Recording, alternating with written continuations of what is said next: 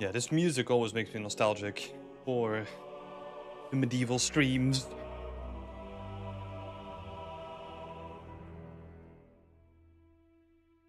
Good old epic music.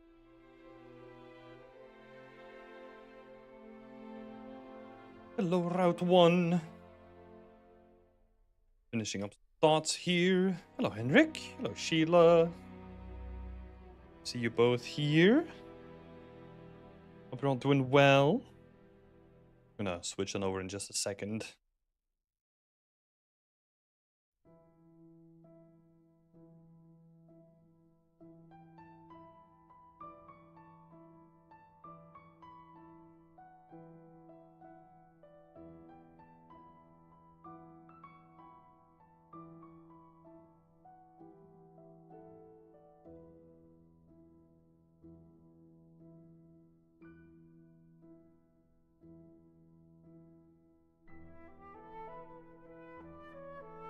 Hey, Lily.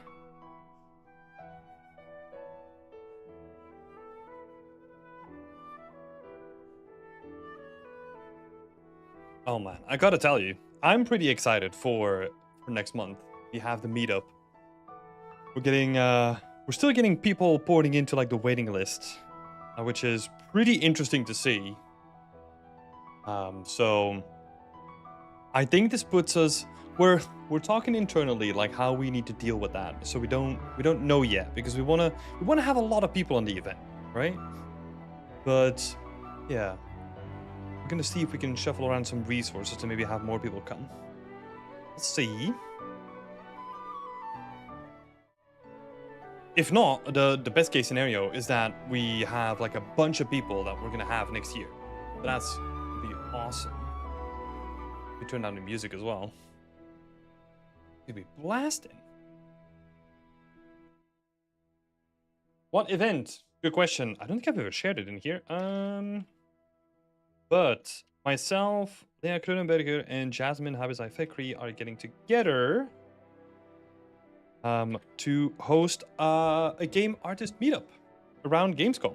So for people that have not seen this and they are going to be at Gamescom, please send me a DM on Discord and then we can add you to the list. We still have like a buffer, like a certain amount of buffer tickets that we can just hand out to people. So yeah, there's still some left, so there's still a bit of room on the event. But yeah, if we don't get those people from Beyond Extend or from recommendations internally, then we're just gonna open it up to the waiting list. But yeah, so that's gonna be exciting. Nope. We managed to include food and drinks though. So all the food and drinks is gonna be free for the event, which is freaking exciting. Especially because it's the first event like that we're organizing at this scale, right? And it looks like if there's still an interest like that, maybe next year. There's no way. There is no way. What we are doing, what I really want to do, and I need to make that happen next year, is that I want to have a team dinner or like a team event or something like that, so that the people that I've worked with or am working with, people from the team, that we get together here at Gamescom, and then we just hang out as like a little company retreat. I feel like it's too big to call it that, but that would be cool. That would be freaking awesome. And that could then include that would then potentially include those things. We'll see. There's a lot of stuff that needs to happen before we get there, so better get cracking on. But yeah, I'm excited. Like the next steps for us is that we're gonna print banners, we're gonna print posters, we're gonna print stickers, we're gonna do all that cool stuff. I also need to redesign the shirts that I have for Beyond Extent. Get some new ones printed as well. So like a bunch of stuff to do for Gamescom. We'll get there. We'll make it. Yeah. Is anyone else in the chat coming along? Be curious. Curious to hear. Yeah, stickers. Yeah, my girlfriend designed some really cool stickers, so we're gonna get them printed really soon. It was nice. Hello, Connor. Wish I could. Yeah, maybe next year. Maybe next year. And then I would also develop has just gone. Come and gone. I wish maybe next year I'll go to that as well. But I've kind of heard like mixed things about develop. That it's like, I don't know if I should go, you know? See, I do want to do more conferences in the UK though. If anyone has any good recommendations for conferences, let me know. Hello, Marmoset Emperor.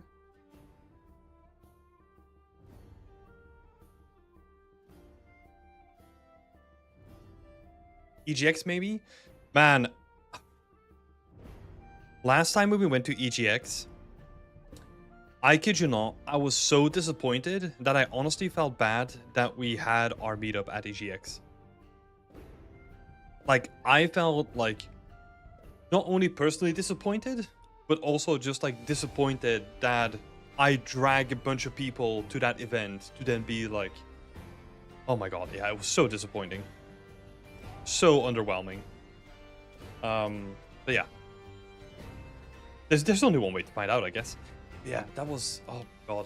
That event was, there was one moment, and I'll say this to everyone, where I still remember this. So it was like in a big hall, and then the next hall they had another conference, and it was a wedding conference. And I remember going out into like the corridor between the two halls, and I just saw like all those people on a wedding conference having so much fun. And I was like, I want to be there. I don't want to be on this games conference because I'm not having fun. I want to go to a wedding conference instead. That's how bad it was, honestly. I want to be an environment artist, create an environment art like Split Fiction. Could we look at the environment of Split Fiction together? I don't know. Do they do like an art dump or something?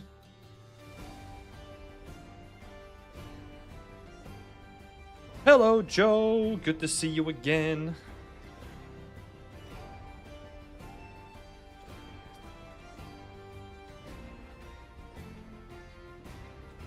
Let's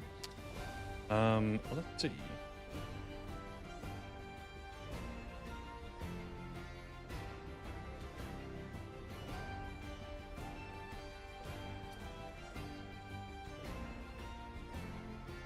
Split Fiction for Hazelight. I honestly feel that there's not gonna be. Okay. I don't think there's gonna be too much exciting to talk about, but I'm also looking at it from my perspective. But we can have a little look. Let's explore this a little bit. Let's see. And I'm saying this in a way as in the actual workflows, right? The actual workflows are probably not going to be too revolutionary, because I mean they don't need to. Just well made. Let's have a look. Yeah, let's have a look. Let's switch it on over. Kind of a shit setup for that. Oh, definitely not this one. Also not this one.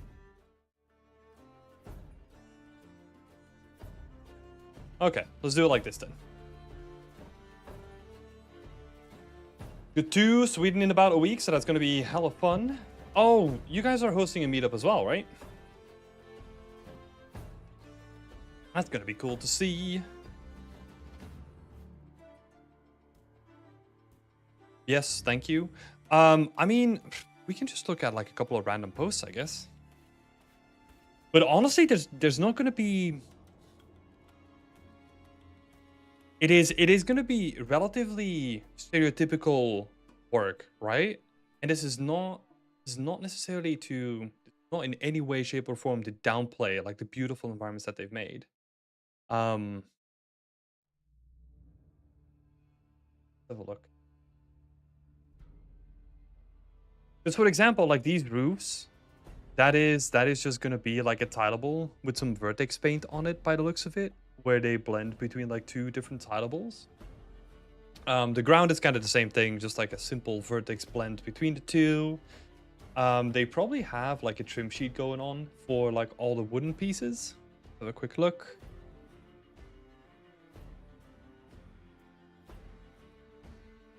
See, this is just a module because you can see where the module splits up. So this is just like a section of a wall that's just duplicated over and over. Again, very normal stuff, right?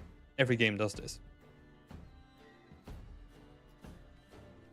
Have a look. Let's see if we can find something interesting. Love the volumetric, like, is those are like volumetric fake clouds or something? Ah.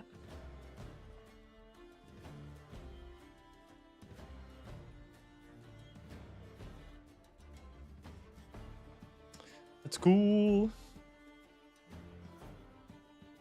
How can you create such an environment and what resources should I learn from? So if you want to create like stylized environments, honestly, Tiago Klavska's course is still the best one out there, or like the one that I would recommend. We've shouted him out like multiple times. It's this little the Environment Art Mastery course. That's this one. Let's see. Hello, Slate. So, yeah, if you're interested in creating like stylized environments, that is probably the one that a lot of people have taken, and I've heard a lot of good stuff about it as well. Very accomplished person behind it. Tiago Klavka has been doing this for a long time, has a bunch of really cool stuff on his portfolio. So yeah, that would be a good course to get into.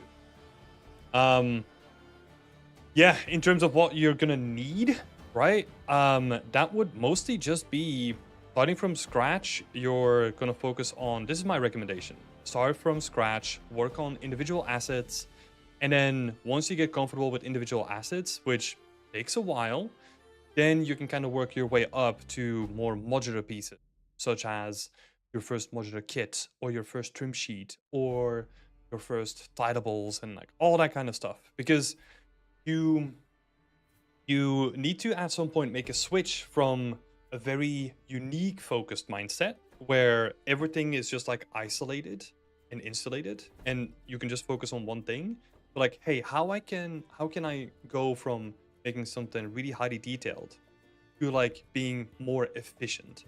So at a certain point you have to make that switch where efficiency comes from being able to use resources, which are textures that you can reuse, tileable texture or trim sheets, assets that you can reuse with modular kits, or even kit bashing, or making like kits that you can just cobble together, that kind of stuff, right?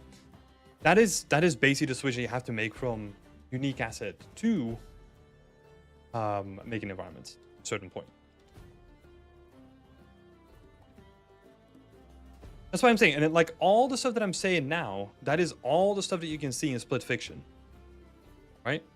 It is a concept art. Let's see if we can find, like, another thing.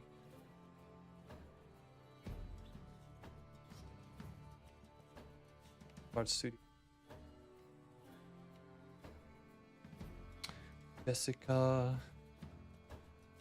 Yeah, because most of this stuff is just going to be built up with tileables, and then decals on top of those tileables, trim sheets for these gables, for example, and then just being really clever with how you reuse like certain tileables. And modular kits, tileable textures, and trim sheets, they're environment artist's best friend. Yeah, 100%. 100%. Getting to this stage though, do you think I can do this? Yeah. Yeah, 100%. Yep. This environment? Yeah, sure. I mean, I've also been in this industry for like 10 years, right? So if they give me a concept, I can execute on this. The main difference though is that time, right? Because can you teach me? It's honestly better if you just go to like Thiago Klafke. I currently don't have the time because we're doing like too much stuff. And I can barely make time for like the stuff that we need to do. So I unfortunately don't have the time for that. But Thiago Klafke's work, he has a course built out that's going to teach you all the stuff. But that's why I'm saying, like, again, this is not to downplay like the artistic craft and like the beauty of these environments, right? But a lot of this from like a workflow aspect is not necessarily that difficult once you are doing your first environment, let's say, or your second environment. The difficulty is always just the time that it's spent, like the time that you spend on actually making it, and then also getting to the point where you actually feel comfortable with executing. Because what happens is when you're a student and you're learning a lot, you are focused on the combination of learning and executing. And that just like doubles or triples or quadruples the timeline for something, right?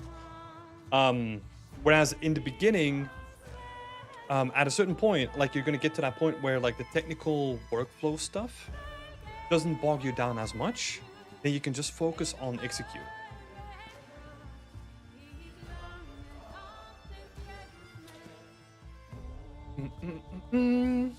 So yeah. I mean, I'm also making it sound really simple. It's not that simple, right? Because what they also have the benefit of is they have concept art, right?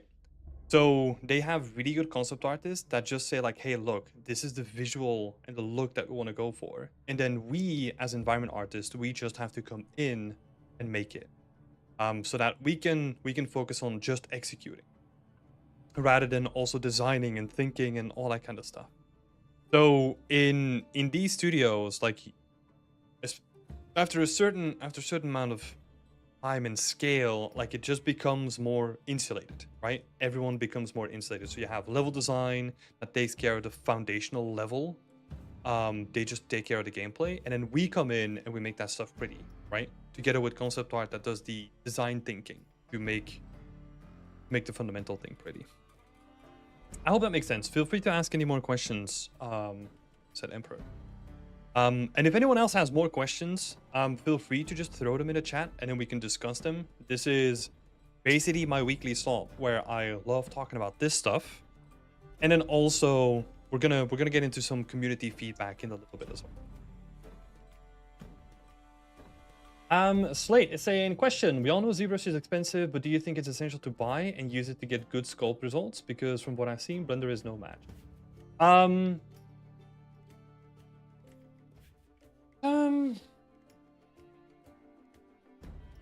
So here's the thing. I have not touched like ZBrush in like 5 years or more, I think.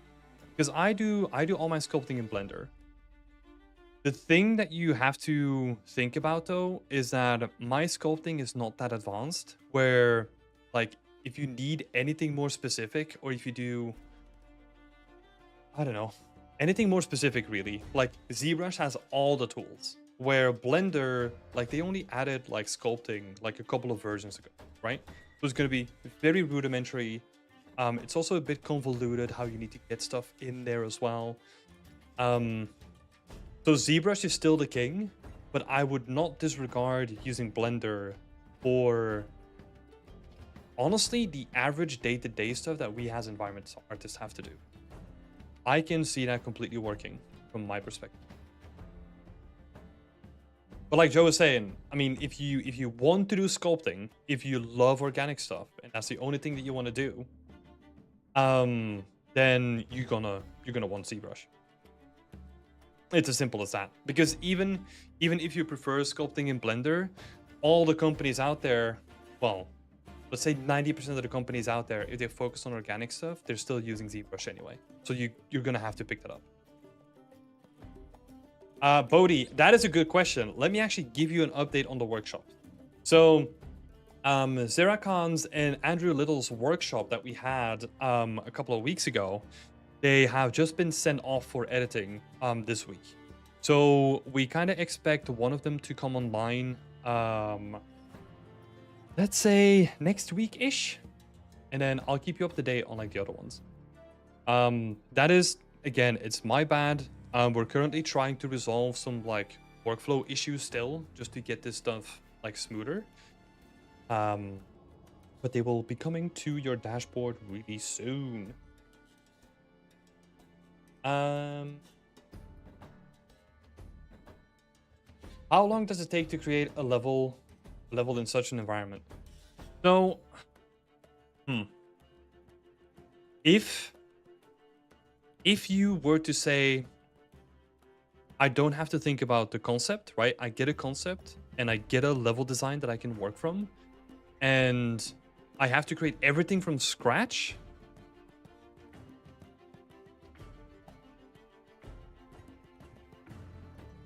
A couple of weeks to 2 months. That's what my estimate would be.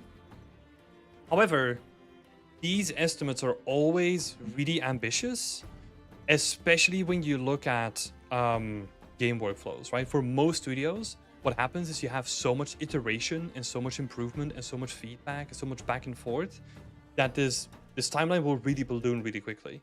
But if you just hand this to me and just say like, hey, look, no changes required, just execute on it, you can probably do that in, well, I could probably do that in a couple of weeks. Making all the textures, doing all the assets, potentially even including the skybox, potentially. That would be like a learning thing, but yeah. But that's the thing, like for your portfolio, you have to do all that stuff. In a professional environment, you are not doing this by yourself, right? Because you usually work with a material artist, you work with level designer, concept artist, so it's a collaborative event. Hello, Veer. What's up? If you were to create all the environments, how much time do you think would have a lot? What, all the environments from Split Fiction?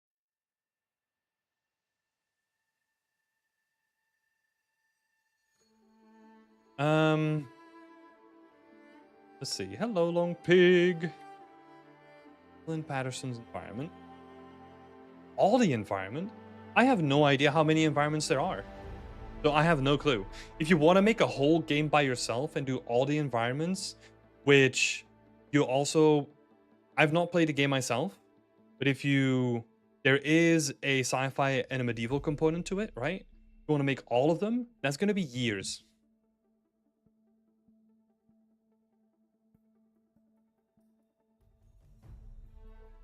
For me, I think maybe a month or so, but I'm only five months into my career. Yeah, everything inside the industry always takes longer because of just feedback and like iteration, that kind of stuff. But yeah, if you want to do, let's even say like, okay, all the stuff that Evelyn did, right? Like all this stuff. If you want to do it all by yourself, you are going to be working for like a couple of years. Because again, it's not only just the execution, right? You have to come to the idea and then set it all up. And then also you're learning stuff on the fly and all that kind of stuff. You're talking about a couple of years at that point. Like it takes a lot of time. On one project, I had to wait for feedback since 6 months. Oh, yeah. Yeah, some schedules are crazy. And they get more complex when you're working with like external partners. So let's say you're working with, I don't know, a famous director, or you're working with like an outsourced studio, or you're working as a co-dev partner in a relationship. That just balloons the amount of time that you're gonna need. Almost at Emperor, just to say, do not try to do full environments in the beginning. You're gonna want to do that, but you're not ready for it. There's so much stuff that is involved in making your own environment, especially from scratch. So I do not recommend. Do not start with that because you're gonna fail. Guaranteed that I'll give you right now. You need to build that up. Have some time. Hello, the apples.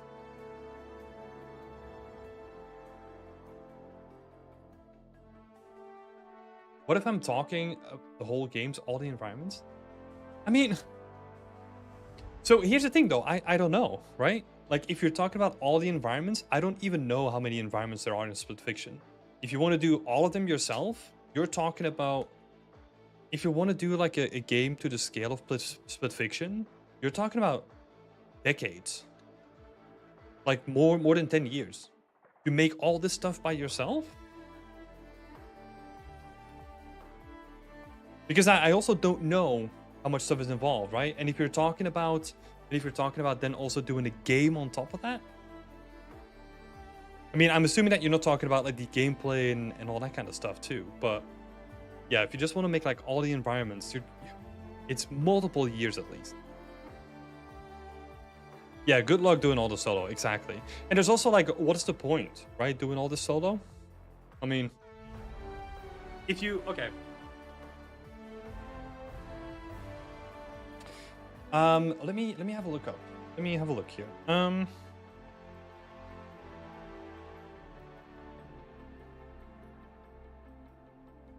Just to put things in perspective, right? So, we are looking at the credits from Assassin's Creed Shadows. Look at the runtime. It is 3 hours and 30 minutes to credit all the developers that worked on this game. So I appreciate your ambition, but games at a certain size, they are just not made by like one person. Like, you need a full team. And I'm talking bigger the game, bigger the team, right? So you gotta put things in perspective a little bit. Well, I don't know.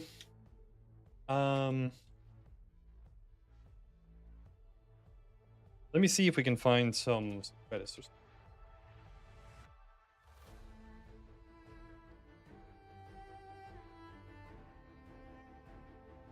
So, Split Fiction. It includes 1,285 people. So, yeah, with 1,500 in the credits. So that is a lot, you know. Even if we just look at like the environment art within Hazelight, right? And this is not talking about outsource. Talking about like 1, 2, 3, 6, 10, 11, 13 people just by themselves, then I can guarantee you there's going to be like a whole bunch of outsource in here somewhere. Virtuos is all outsource, right? So look at this. Red Zombie, probably outsource. Side UK. Let's have a look. Way. Audio.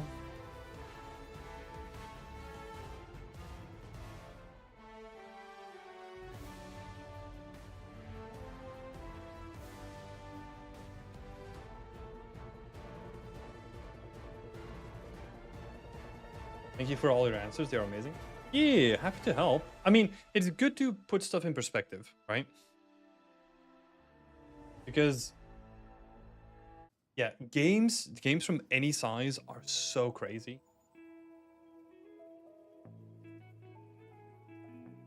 Studio environment. See, there's like a bunch of environment artists in here as well. Like easily doubling the original team size, right? So yeah. Do not underestimate how many people have worked on a game like this. I have a lot of questions. Yeah, feel free to drop them in the chat and we can weave them in. Let's see. So aren't Ubisoft Montreal alone like 2.5k employees? I think Ubisoft Montreal at a certain point was like at 3.5k. They have, what I've heard, because I don't know if it was Montreal or Toronto, I can't remember. We were doing co-dev with them, right? And then our lead went to their studio, and the studio is literally just like a city block. Like it is literally just like studio size, like city block, you know? It is huge. It's freaking crazy.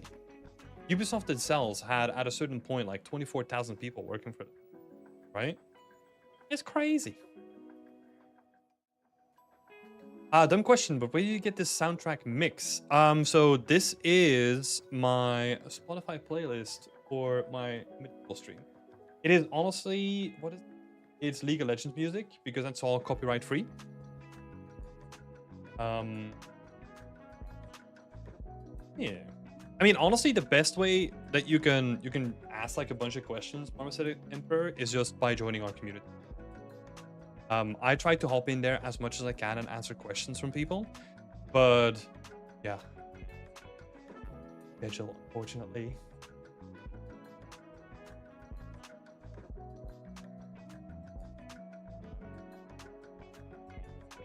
Yeah, that makes sense. Imagine the taxes paid for the studio property. Yeah, but also like, I mean, they get a lot of grants from the government and all that kind of stuff, right? Ubisoft has got a whole lot of mouths to feed. Oh yeah. I mean, EA is also like really huge as well. Most of the big AAA like companies are really big. And if they aren't really big by themselves, then they have a lot of outsource that they work with.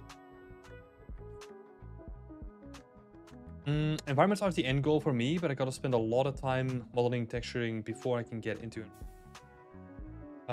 Yeah. I mean, you gotta work your way up there, right? I didn't do environments from the beginning. It's like you gotta get up there, right? You have to learn the basics of like baking, modeling, UV unwrapping, texturing, all that kind of stuff before you can even start thinking about like, okay, I know the base of the workflow. So how can I make it more modular, more reusable? The slow pan down from standing. I have another question about a really special environment. The environments of Little Nightmare 2, 2.5D. So how do you make an environment? Little Nightmares 2 is not 2.5D, right? It's 3D, just the camera is, I think.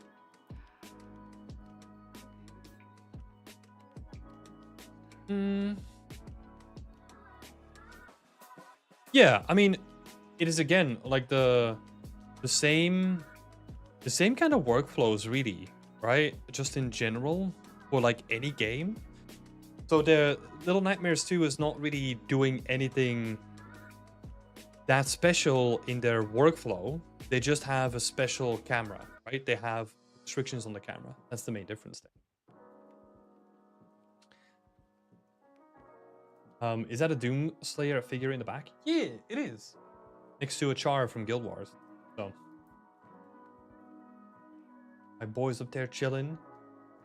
Let's see. Henrik is saying, okay, so I'm currently working on a modular asset, a GeoNode setup to publish on the Blender market space. Do you think selling 3D models or asset packs are still worth it for an individual? There's only one way to know, and that's by doing it. Because my data that I have on the marketplace is pretty outdated at this point. So honestly, the best way to figure out is just by trying it.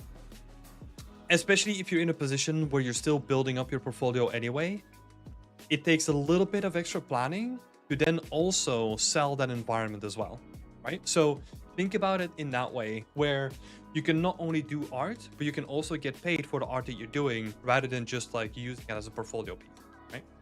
That's the thing that I was doing as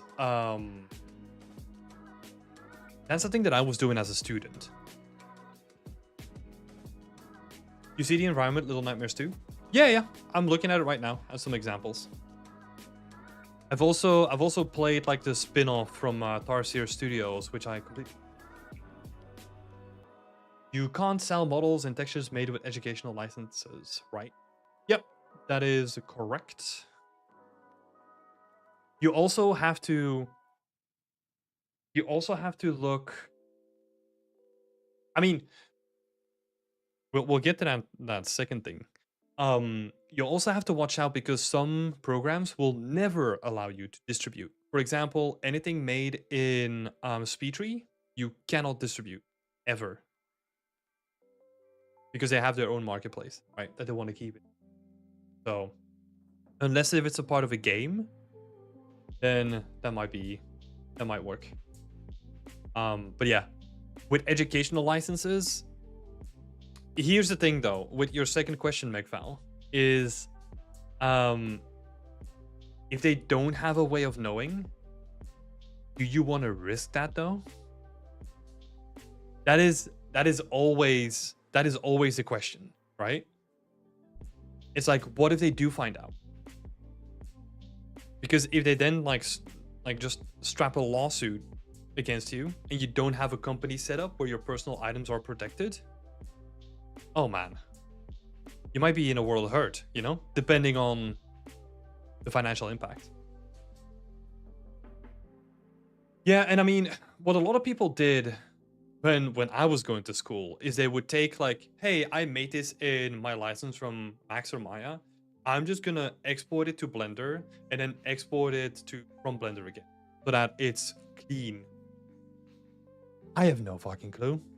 I've never heard any fallout from it, but I also think it's never really a good idea to just test the waters on something like that, because if it doesn't work out, then you might get fucked over. Do not want to recommend anyone to get fucked over like that. Pretty sure the files themselves have a code that can detect the license. At least that's what I heard. I mean, I'm assuming that there is some like metadata in there somewhere, right? But I don't know how deep that goes. I mean, I've also never looked into it because. So when I made the switch to Blender, this was the reason, right? Because I wanted to have the opportunity to always be able to sell the stuff that I was making.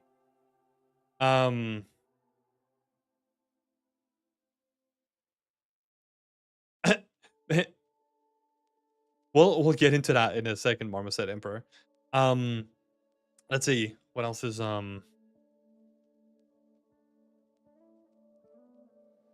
I didn't know Moby existed. I looked myself up and I found credits from Redmond 2. I wasn't sure if they had credited me or not because of some NDA. Oh, that's cool. Yeah, I think Moby, like, it just has people contributing to it that go through like the credits. Marmoset, to your note though, you can make any game by yourself. It just depends on how much time you have to do it, right? Because, I mean, you could technically make like an Assassin's Creed game by yourself if you wanted to. But the question is, like, is it at that point you're putting all your eggs in that singular basket that if it doesn't work out, you spend your whole life working on this one thing that might not even work out, right? So at a certain point, there needs to be some sort of like, well, to a certain degree, some kind of logic in it.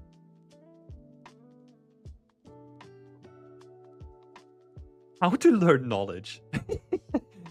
Just read and consume knowledge, and then try knowledge, and then you have knowledge.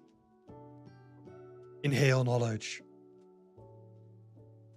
You can make GTA 6 by yourself. You just have to pass it on to your grandkids. Yeah. It's a game about inheritance, right? It's like I'm setting you up for the future, but you just have to put yourself into it as well. Come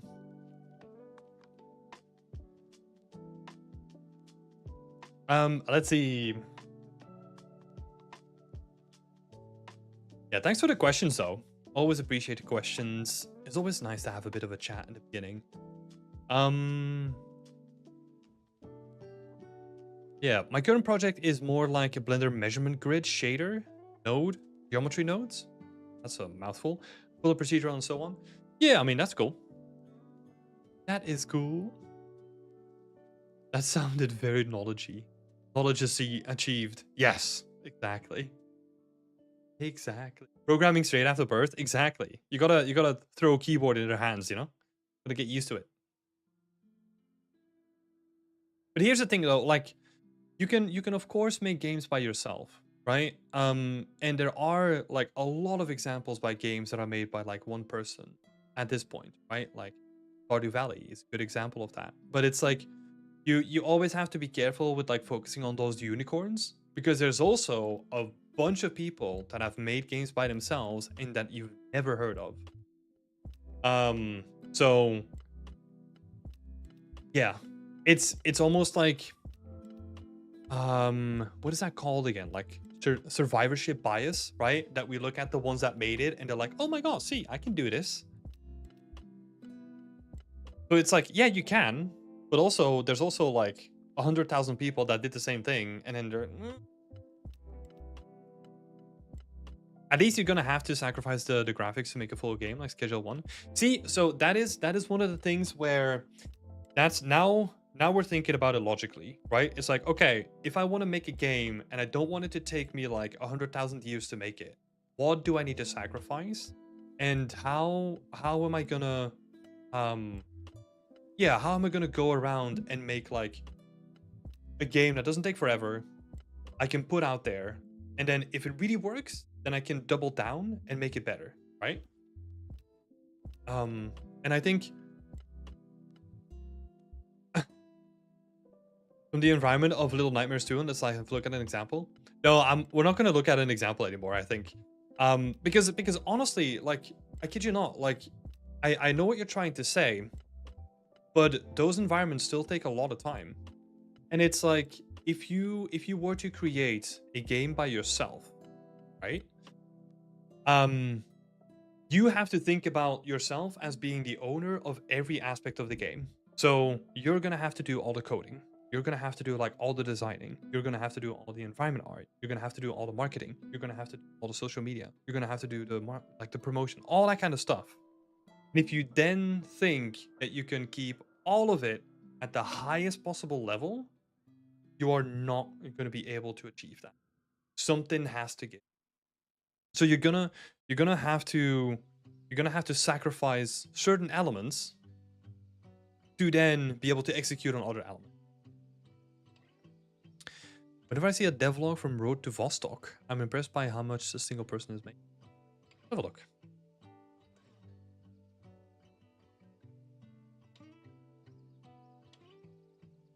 I have no idea about this game at all. Let's at least have...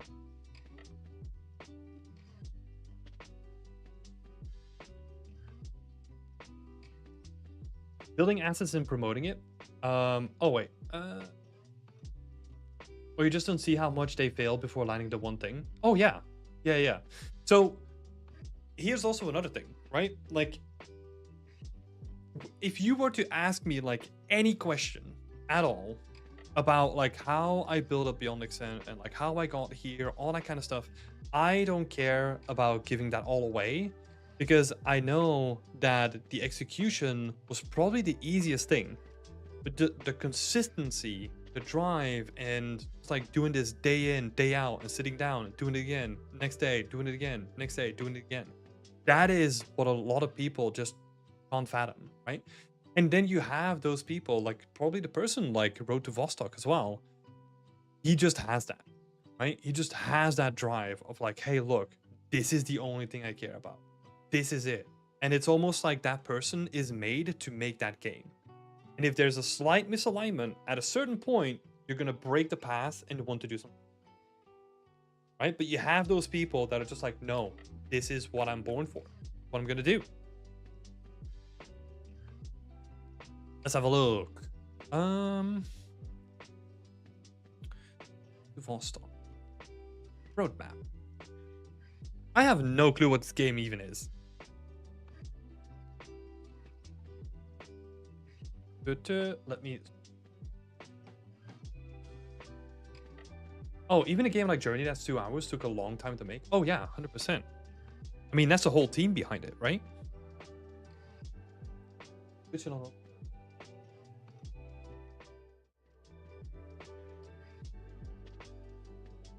Let me actually...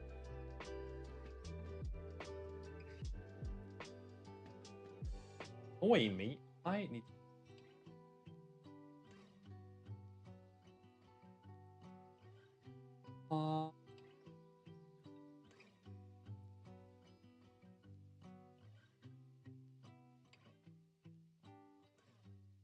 Here.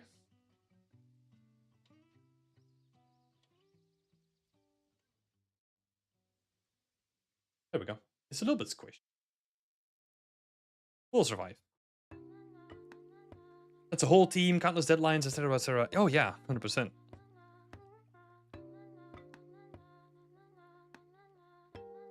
Because here's another thing, right? Like,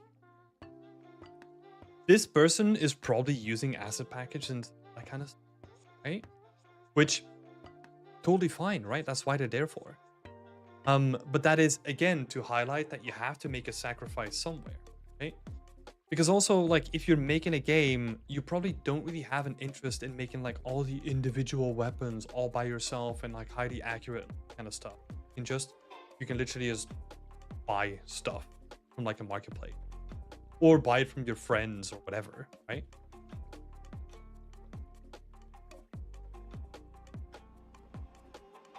Compromise got to be made somewhere. Yeah, 100%. And that's totally fine, right? That's also the beauty about games, right? Is that there's always going to be restrictions. And those restrictions, they really force creativity, which is awesome, right? Like, that is the biggest motivation for, like, creativity, is the restrictions on.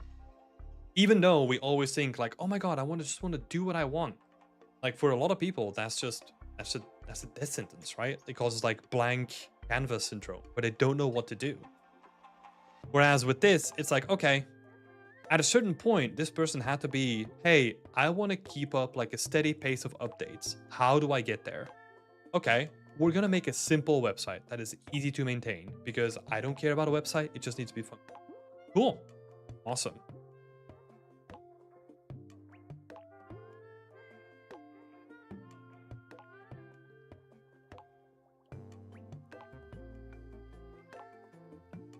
Love what you said, because that's because if I remember correctly, that's what Silent Hill did with his fog.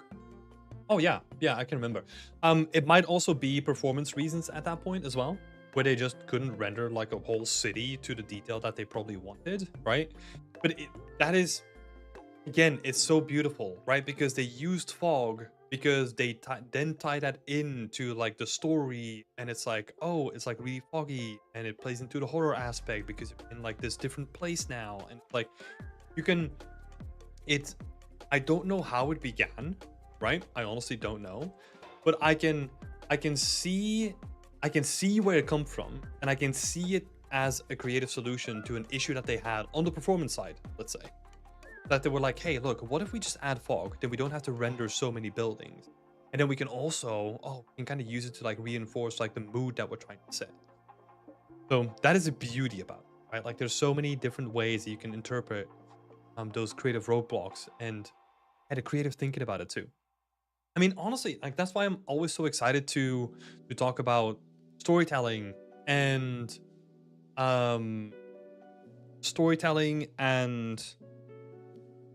just, like, the development of a scene, right? Like, because it's all creative problem solving. It's like, oh, if we take this story, then we have to do this and this. If we do this story, we have to do this and this.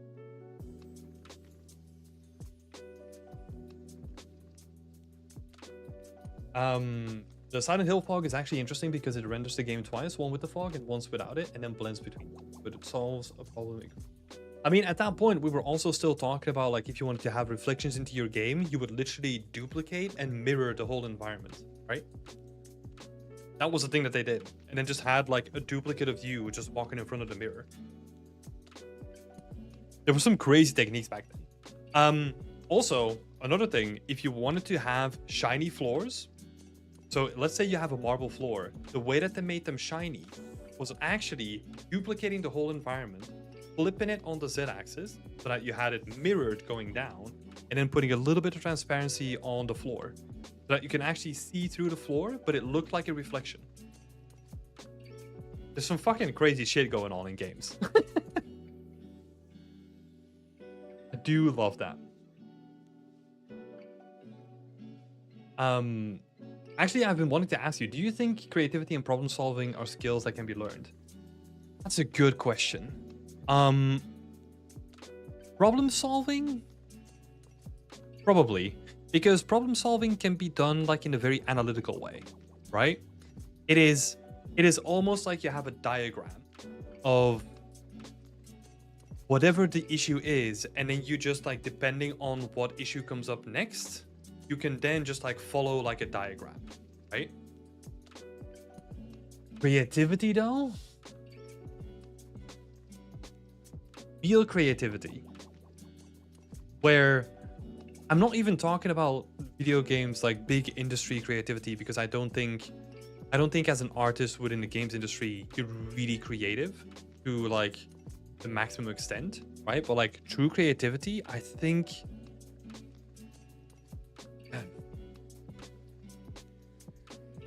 you kind of have to be born with a certain degree of it. I don't think that is something that is super easy to learn. What do you all think? Be curious about this. Yeah, this is cool though. I do love these like one-man projects.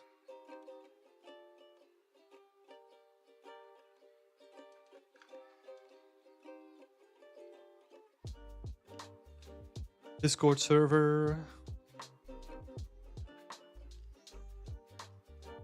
Let's see. So when was this? Like, there's a month between these patches, right? Have a look. So new ammo, new attachments. So pistol modding.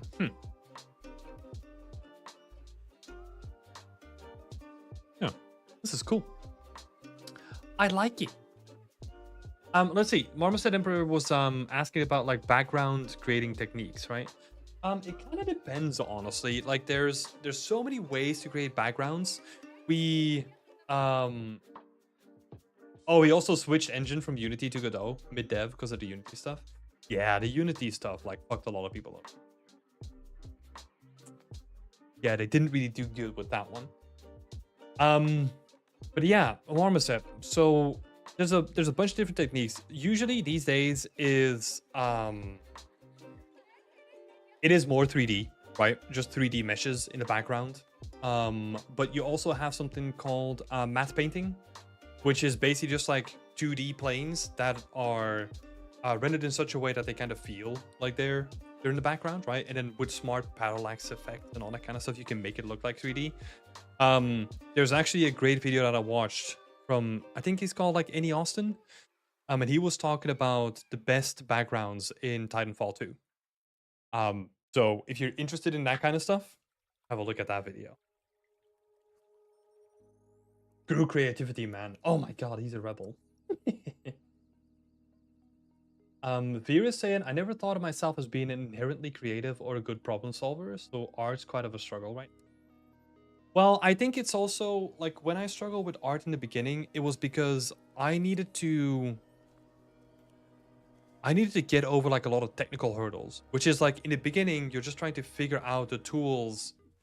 Yeah, you're just trying to figure out the tools, right? And then at a certain point, you can then switch back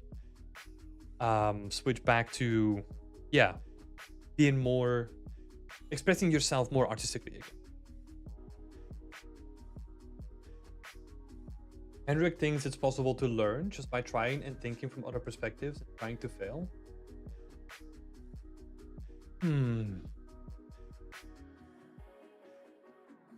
Yeah, problem solving, definitely. But creativity? I wonder, because like with creativity, what I'm thinking about, what comes to mind is coming up with like new ideas, right? Like new inventive ways that people haven't done before. Or like new combinations that are like appealing to others, right? And I think that's where I put the line between yeah,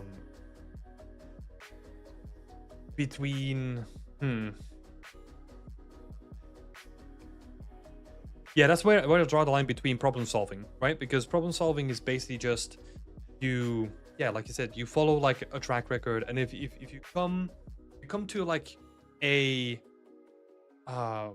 point where it's like, oh, I've not seen this before, then you kind of follow like a new path, or you start looking for resources that can help you, right? But I feel like creativity, like the act of coming up with like something new, I mean, there's you can probably learn it. Let's see. What is the best background in Titanfall 2, I think? God, it's been so long since I played that game. I can't even keep them apart. I was looking at it yesterday though, and there was one. God, I think it was like level 3 or something. Let's see. Let's see if we can find it. And it had this beautiful rounded silhouettes in the background. That was so awesome. Like beautiful rounded silhouettes from like buildings background. Let's see. Oh, boo.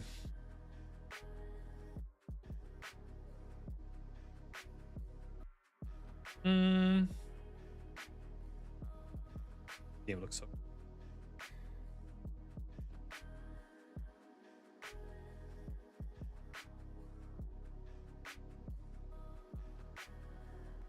I'm not gonna find it. I'm definitely not gonna find it.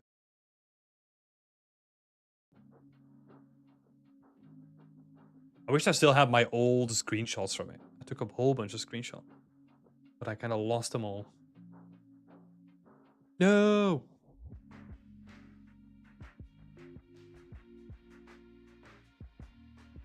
I mean, stuff looks so good.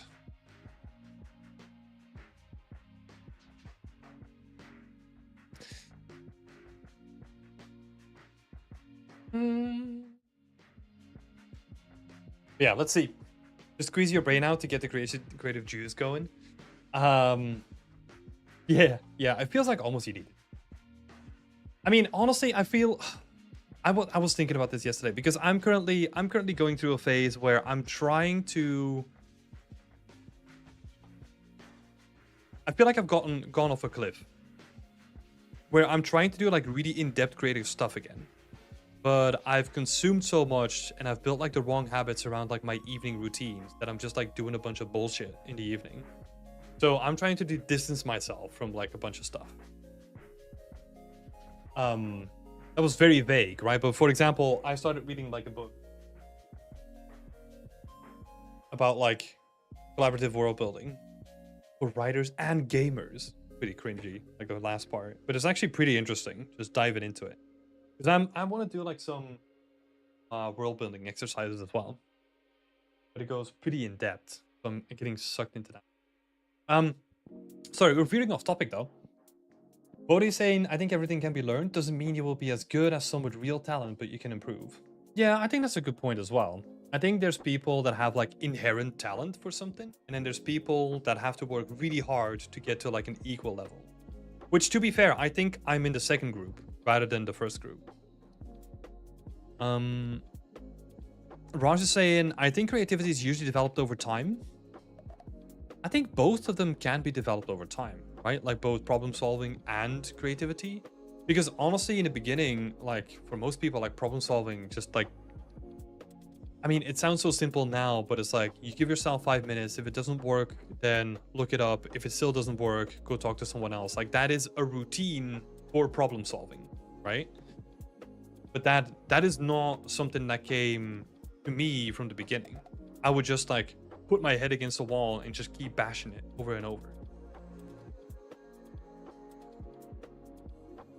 David is saying, I see creativity as accumulated knowledge in the field combined with an intention to tell something using the parts of that accumulated knowledge mixed with your personal experience in this. Definitely more eloquent than I'm putting it. Yeah, that's interesting though, because like it's accumulated knowledge. It's more like experience then, right? Because yeah, it kind of comes down to what a lot of people are saying here, right? Is that over time, you just get exposed to more and more problems so that you can exercise your problem solving and create where they go hand in hand. Yeah. And under pressure and when it's needed. And over time. Yeah. Gotta hit my head against the wall 1,000 times before reaching the end goal. I think honestly that's pretty much where I'm at as well. Oh, Connor said a huge power outage as soon as I said hi in the chat. Oh shit.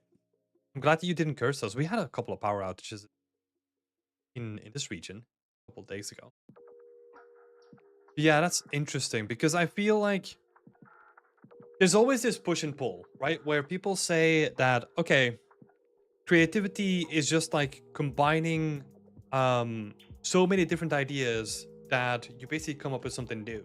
But then there's always the argument of like, well, but everyone's kind of tried that, and like you can't really come up with something new again, right? Because so much stuff has already been done. It's just I feel like a lot of it has to do with timing and culture, right? Because for example, what what some people probably tried like 5 years ago, like might not have worked back then, but if you were to try that now, that might have taken off, right? So maybe that happens with creativity as well.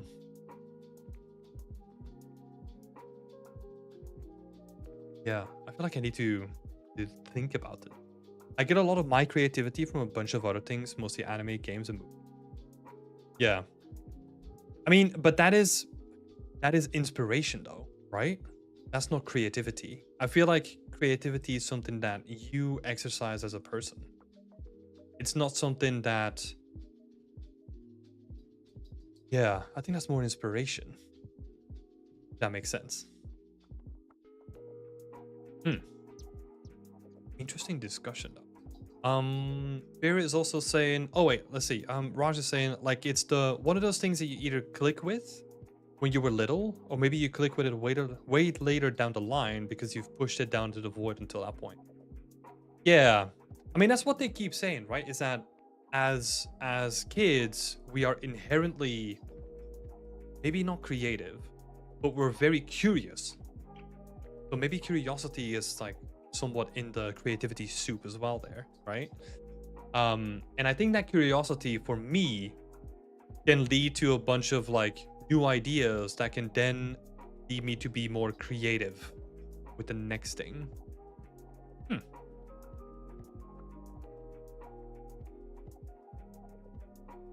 Funnily enough, the idea of mashing things together to build something new is what the anime Cowboy Bebop is based on. I honestly think that's what a lot of stuff is based on, right? I mean, look at like Cyberpunk 2077. That is like taking what the board game was and then mixing it with like more stereotypical like cyberpunk stuff, like Akira and all that, right? Like and it's just like it's their own spin on things. Have you ever used Modo? No, it's one of the few programs that I've not used. Let's see. We're gonna go into some feedback just in a little bit here. But this is really interesting. Yeah. Because I've always had a hard time. I've always had a hard time just defining creativity for myself. Like when I feel creative, I feel inspired to do something. I'm driven towards a goal of some kind. And it's usually together with like a lot of deep work, right? Like I'm not trying to do like very surface level work, like for example UVs. Like that's when I don't feel creative. Like it's usually when I'm in my element and I'm trying to build something that I've not done before or someone from the team hasn't done before. Like that's when I feel like really creative. Or will we put that in the inspired category? I mean, it comes from all the inspiration mixing things together as well.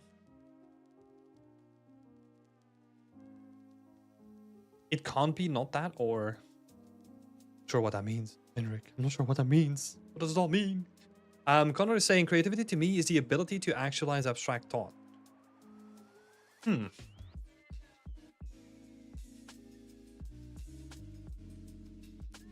What do we mean? What do we mean with to actualize abstract thought? Could you give an example of that?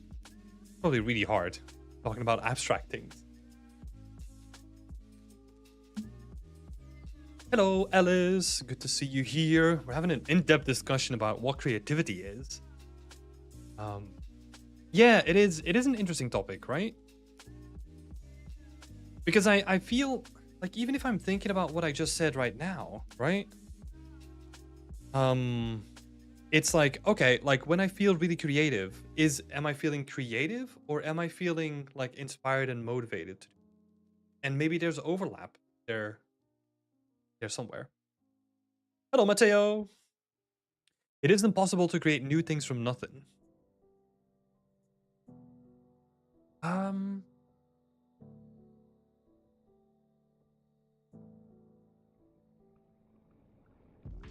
Yeah. I mean,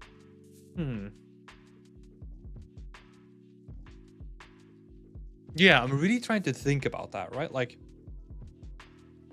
because I'm kind of thinking back to history in that case.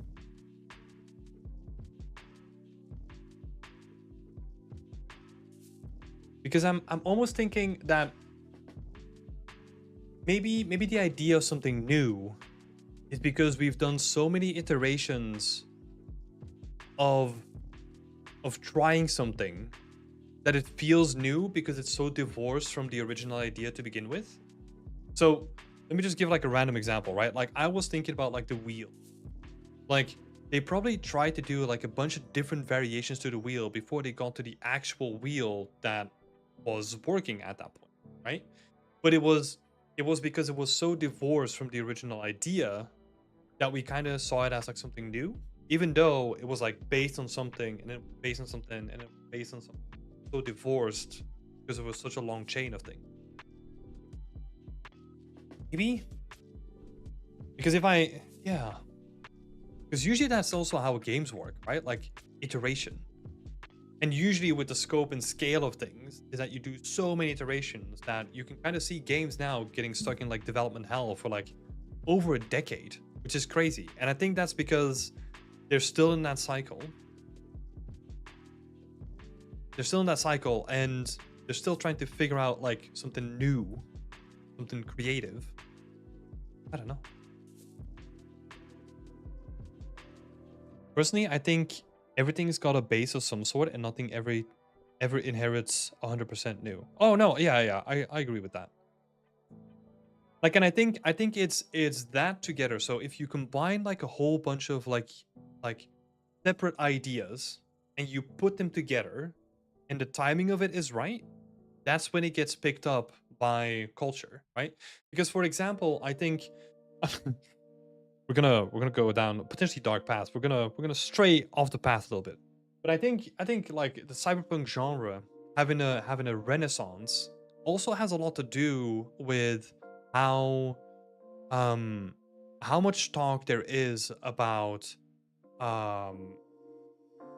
inequality and if we see corporations step up and becoming more dominant and like all that kind of stuff, right? It's because it's a reflection of where we are in society now.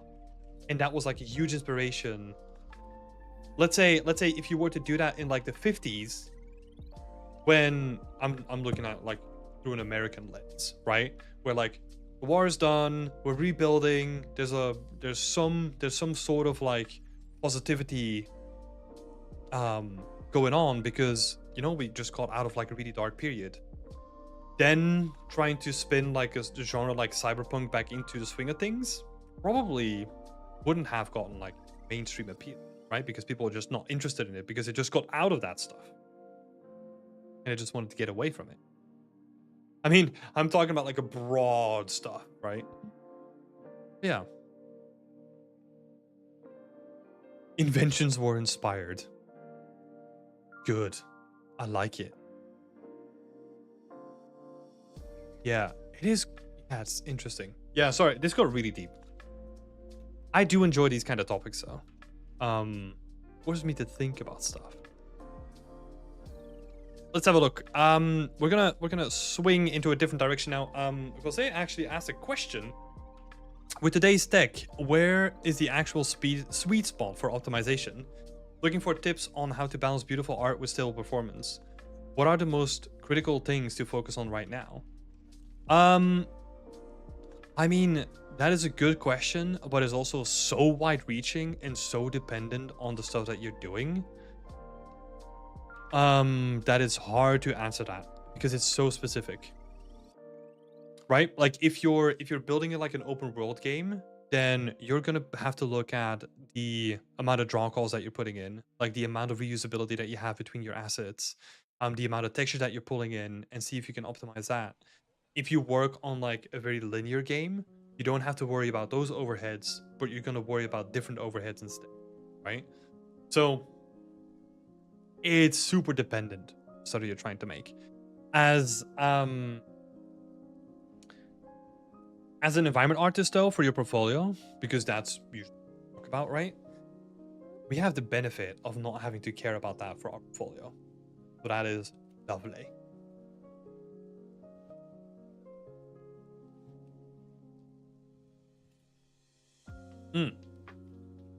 Oh yeah, someone asked me if I'm into Dune. I am not. I don't know. I watched the first movie and I was just like, yeah, I don't get it. And then, yeah, I never watched the second one. I don't know. Sometimes what happens though is you have to be in the right state of mind to watch a certain type of movie or read a certain kind of book. And I think at that point I was just, I kind of wanted something brainless. No worries, Jose. I'm reading Children of Dune right now, and it gets the brain thinking about ideas, concept, and themes over plot. Yeah. Be in the cinema in Dune. Yeah. Yeah. Not really my thing. But I gotta say, like, I've never watched like any of the original stuff. I never read it, you know. So I came in clean, and I was like, huh. I kind of get why people are in this, but I'm still lost, you know? All right. Let's actually switch things on over.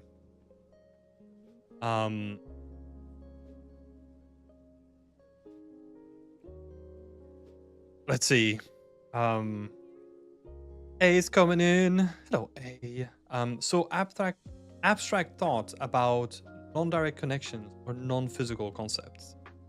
It's hard to give an example without writing a novel, but a stand-up joke that sets up the concept to use later for a punchline. You don't have to go back now. I'm just so typer and thinker. It's fine. It's fine. It's fine. I just want to make sure that we kind of read everything, right? I know. It's such a good topic, though. Thanks, Slate. Okay, cool. If you have any other questions, and if you just joined the chat, lovely to have you here, first of all. But we're actually going to dive into some feedback. So if you have any more questions, feel free to drop them in the chat, and we can kind of weave that into structure. But let's switch it on over for some feedback. Cool. Let me get Discord up as well. Oh, we got a simple question. I like it. So, how are you today? I am doing good. Yeah. Pretty good, actually. Had some nice food. Yeah. Had some nice food. I've been tinkering with my evening routine. So I'm kind of doing some like, been reading the book, and I've been doing some like world building exercises as well, just trying to note some stuff down because I've had ideas for like the longest time, and maybe at a certain point I kind of want to dive into it. Yeah. Yeah, thanks for asking. I hope you're doing well as well. Let's have a look at Mikval's work. Start there. Feeling the positive energy through the stream. Let's go. Cool. So Mikval is gonna go first. If anyone else is in the chat from our community, feel free to put your hands up, and then you will be elected to go next. So if you're in the group, feel free to raise your hands. So, being said, Mikval, let's have a look.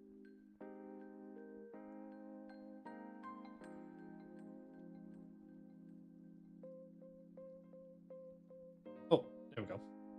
So, 2 questions. I did another pass on the planks of the prop to break them up a little bit more. Any thoughts on the update? We're talking about this stuff here, right? This stuff honestly looked really good. I liked it. It's looking real nice. I don't really have too much more to say. Honestly, I think what we could potentially like circle back at the end, right? But it would be good. Oh, I love all those hands. But we could circle back at the end and then maybe talk about like polish, right? And I'm talking about like at the end of the project. Because what happens with creating environments is that you always have to zoom out and look at the environment by itself, because if it's such a small prop and it doesn't take up a lot of screen space, then honestly it might not even be worth spending so much time on to make it even better than it actually is, because it is such a tiny part of the environment. So we can circle back on that like at the end of the project if we want to talk about it. I do love the way that it reads now. I love how varied the wood is. It feels way more organic, way more unique. Yeah, good stuff. I do have to call you out for something though. You added this as like you called it a blurry reference yourself. So you agreed that it was a shitty reference, right? So this is just a horrible reference in general. I would recommend to go deeper if you want to actually see have a look at like some proper wood, right? There's some great blogs about like woodworking, especially blogs that are talking about like creating medieval woodworks or even like regional specific woodworking. Especially if you go to somewhere like this where it's like, you know, medieval Polish woodworkers, you know, if it's that region, try to be something specific. It's from a video. Oh yeah, it's just from a technical demo from The Witcher. So I totally get where it's coming from, right? And I'm not opposed to using it as a ref in terms of like the rough shapes, but the references do determine how accurate we can get with the surface treatment and the more detailed areas, right? So if you had a combination of references, that's fine. If this was your only ref, you need to do some little more hunting. And I think some of that can be seen here, right? So, for example, it's just a reference to the wobbly line. For example, this little area here, I think it feels too blobby, right? It kind of feels like it's just like a little bit of blobby wood, where I think what the intent was is that you have straight line, you have like a little nice curve, like maybe even more like this. Then you have like space like this. And then a little inset. So it could be both things. It could be because of the sculpt, or it could also be because the reference kind of lacking. These details do matter because this is cool stuff that can be integrated within your assets, right? Where you can make something like this, like feel like it's made on purpose. That's what we want to have, right? Because otherwise it might look like an accident and then it's like, maybe they're not too good at sculpting or something like that, right? Because that's the vibe that I'm getting, right? Even though I know that that's not the intent of it. And the tool kind of removed the sharpness. Yeah, I assumed that it probably had something to do with like smoothness and all that kind of stuff too. So yeah. Let's see. There was also like a couple of questions about the textures on the planks and like these beams, right? The first thing that I saw when it came to the base color is that you have this very defined edge of just like generic damage. It's just because you use like a generator, right? Whenever you're using generators, you have to add additional numbers to then break it up again, but it doesn't look like it's a generator that's being used. So yeah, you have to do that like to get it to look like nice on top of it. Yeah, and then with the roughness, for example, we can really play with the intersections of spaces, right? For example, where you have spaces intersecting, And especially these areas where you can imagine that because water trickles down, it kind of follows this shape and it kind of gets stuck into this crevice. You're also going to see that on the roughness as well. So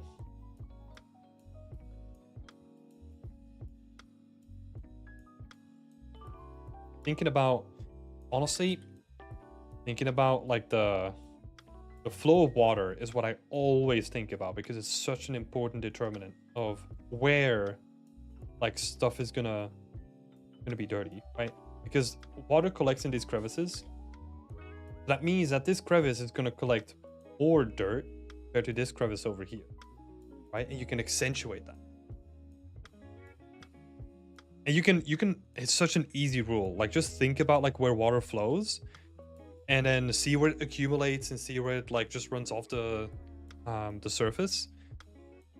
It can be such a good determinant. Yeah, like dirt, like wear and tear and all that kind of stuff. How are the other plants in terms of textures? The other planks. Do we have? Because honestly, like apart from like the that we brought up last time, right? Where just a little bit more tweaks to like how they read. But they look okay. They look okay to me.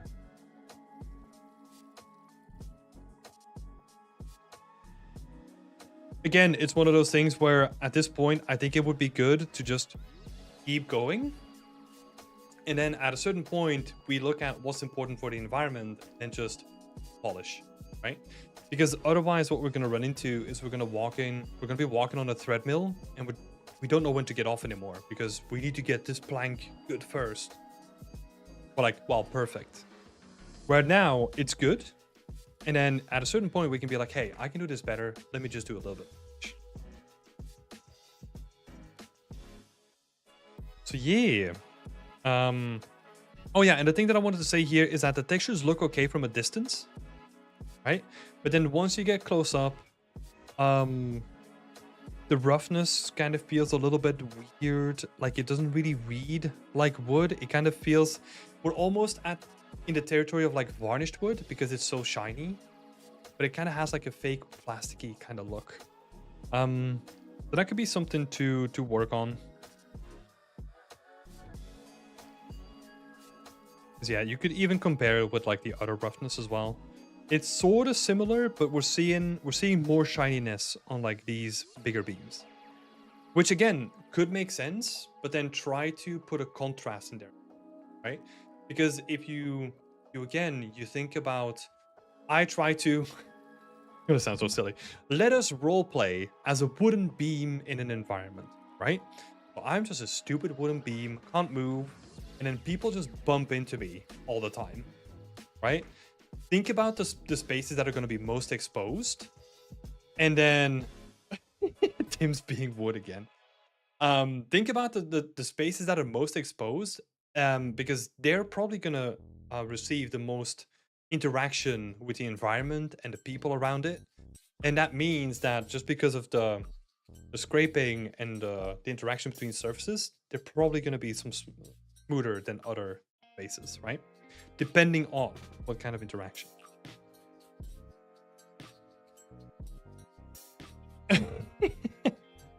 But yeah, that could be, it sounds silly, but honestly, that is really helpful to me. Where I can just be like, okay, let me just see where this is in the environment, and let's see how different things interact with it, right? So for example, right, an easy example could be like, okay, if we take this asset, we're going to make it even simpler. We take this asset, just this beam by itself, right? Most of the wear and tear is going to be here, because at this point, this beam is going to be in the way. So people are going to be interacting with it less. And that means that a lot of people are going to be scuffling or like falling or getting damage. And then we have like interaction with the floor as well. That's going to be building up. And I'm literally just imagining like, okay, if I was a person, where would I like bump into things? So you would probably see that like this area is probably like the because it is kind of sheltered by like a bunch of stuff surrounding.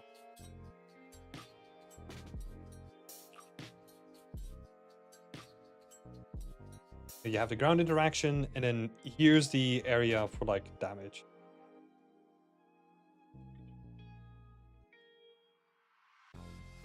That's how you can break things down. You can apply that to like anything, right? Cool. Wood plank roleplay it is. Hell yeah. Nice one. Thanks, McFal. Thanks for sharing your work. Let's see. Who put up their hands? We got Sheila. Sheila's next. Hello, Charlie Clone. I am new here. How do I join the Discord? There's a link to becoming a member in the description. It is a paid Discord though. So we do give you like a bunch of perks. There's like a book and all that kind of stuff included in it. Well, but I do share that it's a paid Discord. Yeah, feel free to check out our other resources if bunch of stuff. Cool. So, big gate reveal from Sheila. She was being very secretive about this gate. But we finally see it now. So I'm excited. This is cool though. Let me get some context.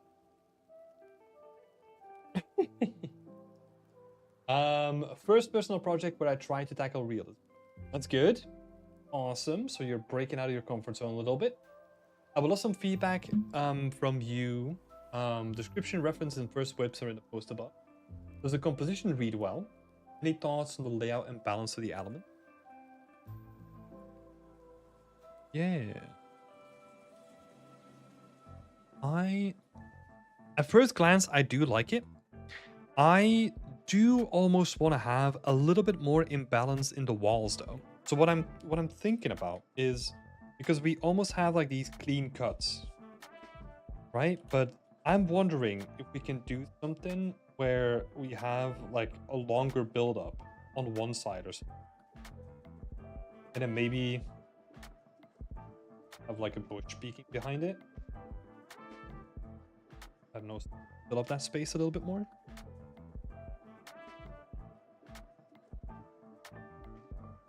I feel like we can make the silhouette like a little bit more interesting.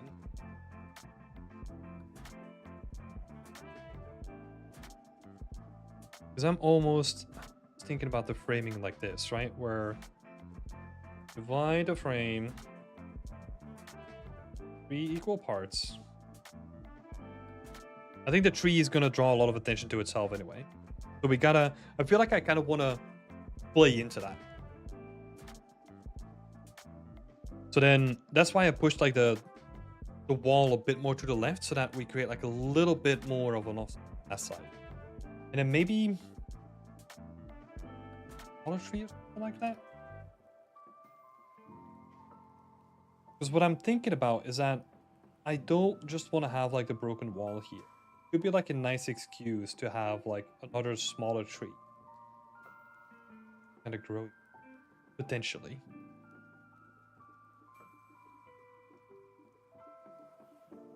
Yeah, I review both stylized and realistic work. So all of them are welcome. Because usually I try to stick from like a very art fundamental level, right? So both, I can apply both of my skills to both styles. Even though my experience is mostly in realistic. Do keep that in mind.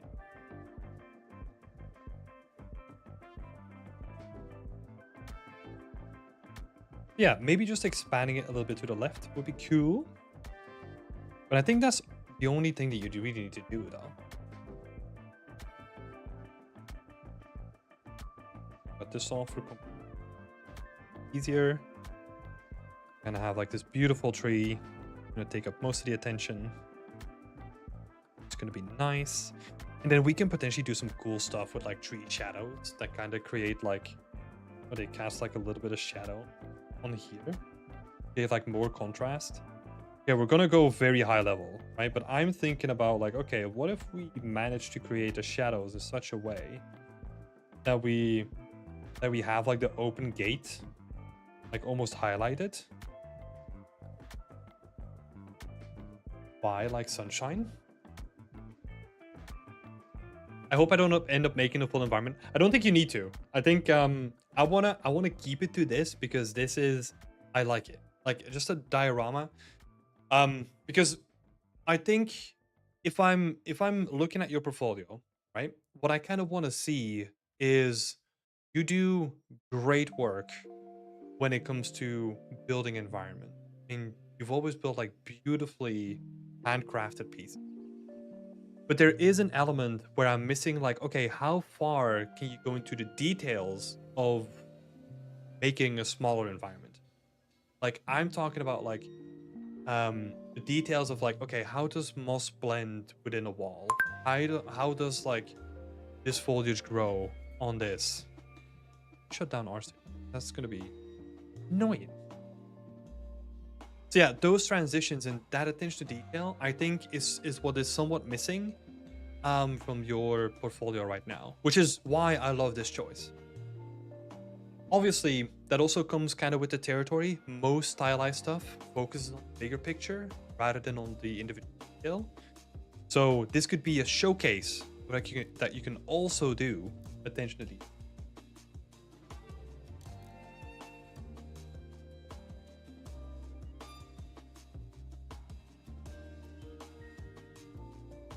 Make a note of that.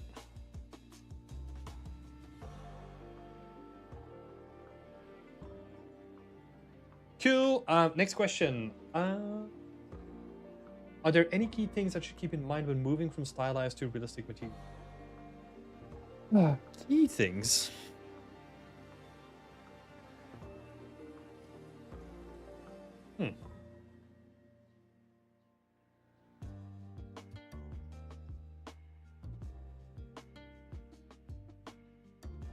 I mean, probably proper PBR values. But what I'm not saying here is stick with the values and that's it. I would say use PBR values as a guide and then put your own artistic layer on top of it, right? That's when it gets really interesting. Because if we just go with like PBR values by themselves, I feel like that's too restrictive. At least it's been for me. If you're coming from stylized, it's definitely gone.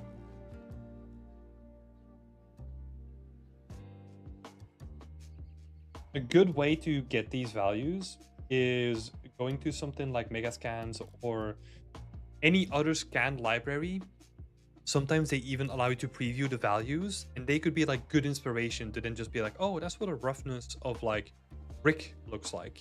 And then you can kind of use that as a guiding line, and then you can see how you want to spin your own stuff on. That's the main one, actually. Main one that I can think about right now. Just proper PBR value. Stick with. Oh, I think this is going to be easier for you, but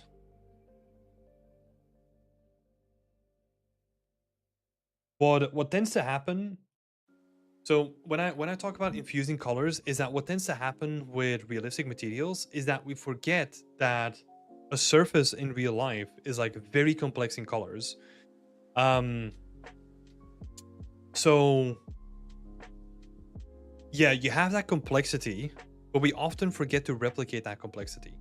And I brought it up last week where it can literally be, if you look at the workshop that we did with Antoine Dejean, at the end of that workshop, what I took away from it, this is going to sound so silly. He has like an overlay node with a gradient, I think like a gradient map. And he just samples all the icons from Substance Designer.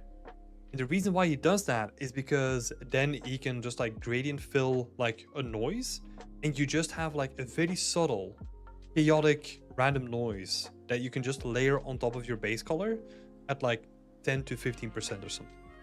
It's very subtle, but it gives a lot more color complexity to your surfaces, which is really helpful. But the reason why I'm saying that it's not going to be an issue for you is that as a stylized artist, you kind of have the benefit of being more more aware of how to use colors and stuff.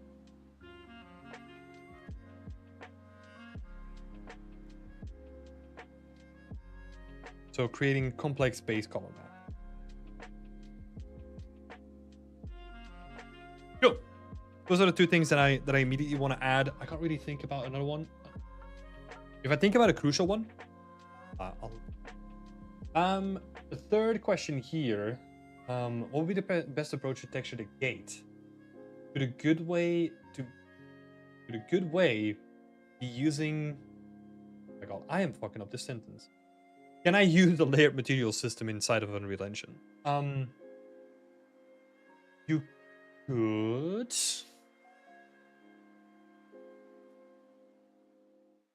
Yeah, you could. I think that's not a bad shout, honestly. Yep.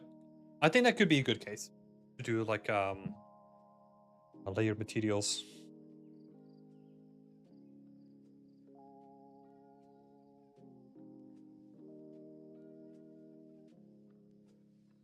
Got a check mark for layer materials.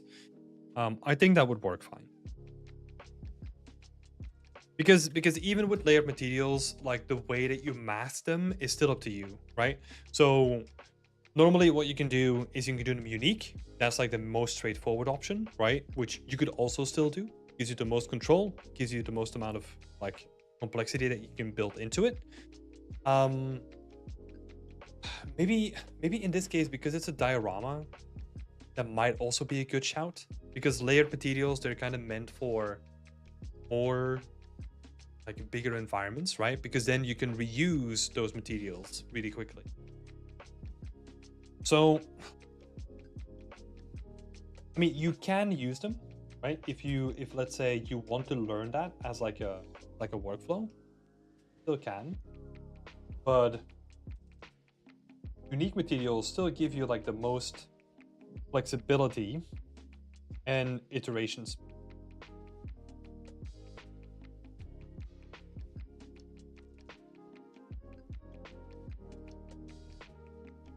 Complexity instead of flexibility.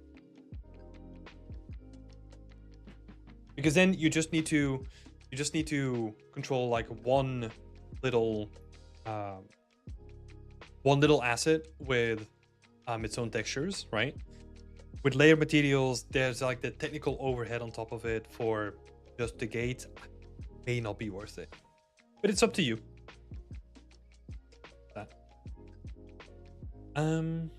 Max Miller is saying Sheila does some great stylized stuff. Yeah, she really does. I thought of layered materials because of textile density. I mean, you could still have a 4K map that is shared between the entire gate and get like a lot of complexity. That could still work. I don't think you're gonna need that much more.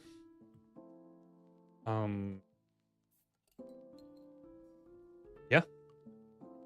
Because the benefit of this gate is that you're only gonna see like one side at a time, right? So you can just like symmetry like your UVs basically.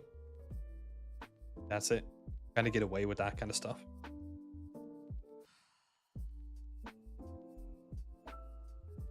Hey, welcome Charlie. Let's join the Discord. Let's go. To have you with us. Let's see. Personally, I don't like Megascan's roughness. The Apple's is saying it kind of sucks. I rework it like all day long at work. Well, see, here's the thing, right? Like, that's why I mentioned you gotta have your own kind of interpretation, because I feel like any scan data, like if you're just only gonna use it straight up, I feel like you're robbing yourself of like making it look really cool. So for example, my medieval scene that I was making, that mud that everyone said that looked really good, right? I over-exaggerated those normals. Not the normals, but like those values, they're over-exaggerated because I wanted to draw attention to it, right? Because I kind of use it as like a tool, like an artistic tool to draw attention to. And you can't really do that if you just stick with like, oh, I'm just gonna use like the normal, like the realistic value. Shout out to physically based PBR value. It's a great sheet. Oh my god, I cannot pronounce. It's the same as the state of Massachusetts. I just cannot pronounce that. Yeah.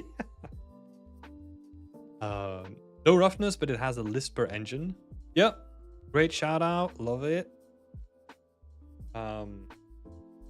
Yeah. Cool. But thanks for sharing your work, Sheila. I just drew on like the middle thing, which is like the smallest out of all of it. But great choice of a project.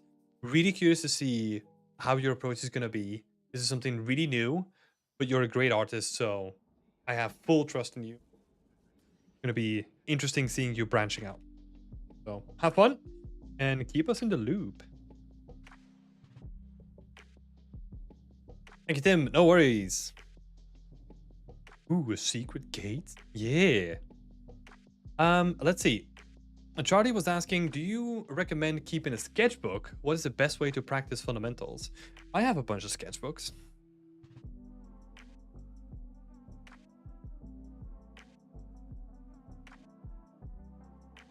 I do unfortunately not use them anymore.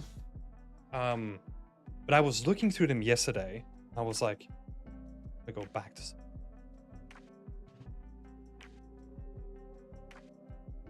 What is this? Oh my god, this is from 11 years ago. But like I would draw like random stuff. Like really quick sketches of like San Catera when I was there, for example. Or just like random little bits that I found like interesting. Like little engines and little things that I could saw that I could see on like a bus. But I was doing like a lot of sketching back. And you know, it's just like design thinking as well, where I was like, wait, if I want to do like a sci-fi kind of thing, what would that look like? Like the different panels, how they would interact with each other. So I think it is really valuable to have like a sketchbook. And yeah, just if that is the thing that like fits into your routine, that's perfect. Because the way that I was doing it is I had a pretty long commute back to university, and I would just like sketch random stuff when I was waiting on the bus or like on the train. Then it works perfect. Portfolio review queue. Oh, so Charlie, on that note, there was an announcement quite recent where I stopped doing portfolio reviews, but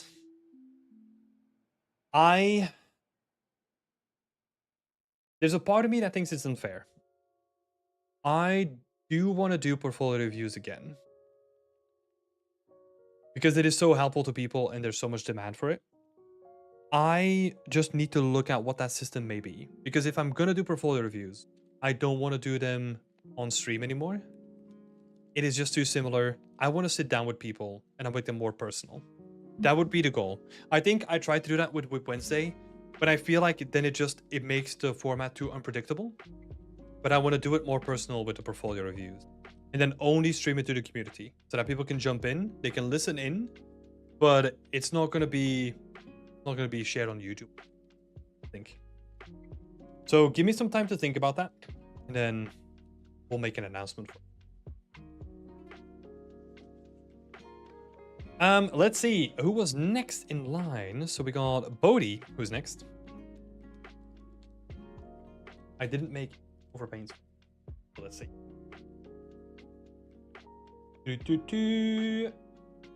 Integrate more pillars with the ropes instead of just hanging.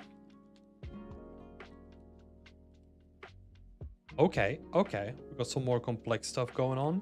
I think it might be a bit too much though. Because at a certain point, it's also like, okay, why are the ropes there? If you know what I mean. Even though some of that stuff looks really cool. But it's you kind of want to cluster it in certain areas, you know, where you can kind of make sense that potentially there's like a rope stack like on the floor, a couple of them,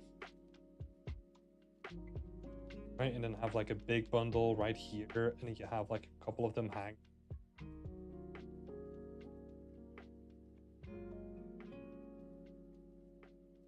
And then just like leave the rest of it, you know, so that we're kind of making sense of it a little bit more, because otherwise it might get too chaotic.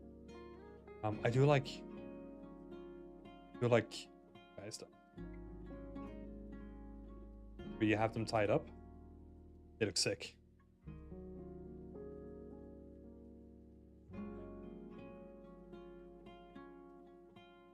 So what I'm really after is they need to make sense. So they need to feel like, oh, it's just not like a bunch of random ropes. They kind of need to feel integrated somehow. That's what I was saying. I think it's too much at the same time. Oh yeah. Let's see. And then the second is a cinematic plank of the coffin still too low poly. Let's have a look. Talked about that last time. Nice. Yeah, that's way better. Especially the silhouettes, right? I don't care that like this plank is like still super straight or this guy, but it's where you focus, you kind of want to put like a little bit of extra attention. So right here and like right here, those two guys, super nice. Let's praise the bottles again. No. Already received enough praise. We're moving on from bottles. But no, this stuff is really good though. Like the open cracks, and yeah, just adds a little bit more, you know. So that's awesome. Love that. Bodhi, you're cheating. I tell people to keep it to 2 questions. Make an exception, okay? Just once. Is it common? Is it common or a way to combine baked and unbaked meshes almost seamlessly? I did it on the broken wooden strip, but from up close it looks pretty bad. Are you thinking about this stuff then?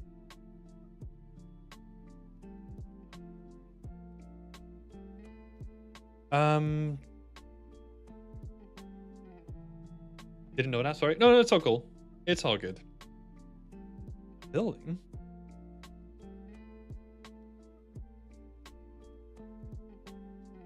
What am I watching?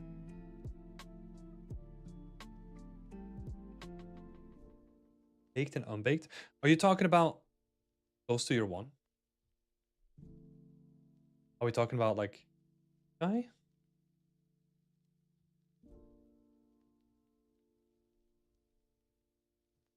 You got like a... I'm not sure what we're looking at here, bud. Oh, okay. So you're talking about this trim being on top of like tidables. Honestly, the only thing that I kind of would expect is just a decal that kind of just has like some dirt accumulation or some like leakage that kind of just like happened to be here.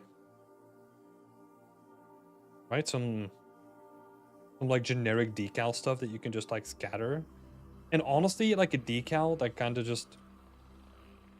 Yeah, it massages the two together, right? Because you just project like a decal on top of it, and it kind of just creates like this feeling that is like one surface, right? Honestly, that's what decals are for to me.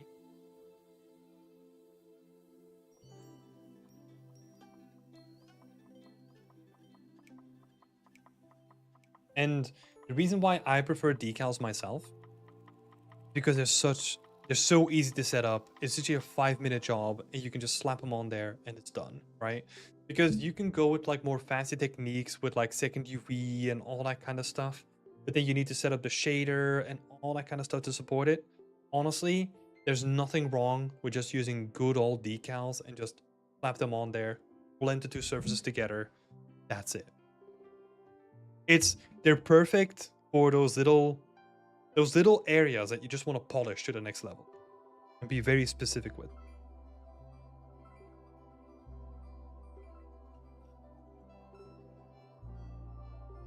Let's see. Last did it on the broke.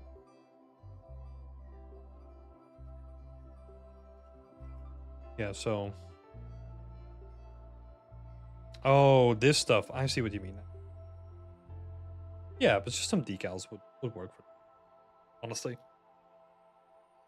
Last question. Should I keep my post-processing saturation consistent in every shot? I feel like the close-up would look better with more.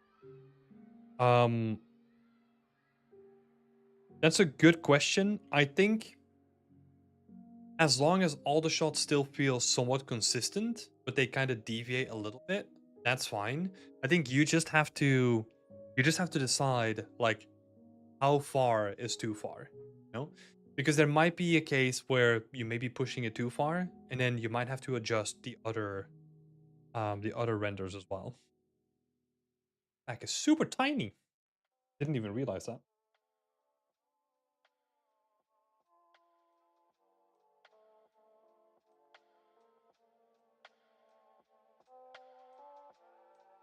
So consistency in every shot. The way that I do this is I just literally have them all rendered out, and I just put them on like one screen, and I just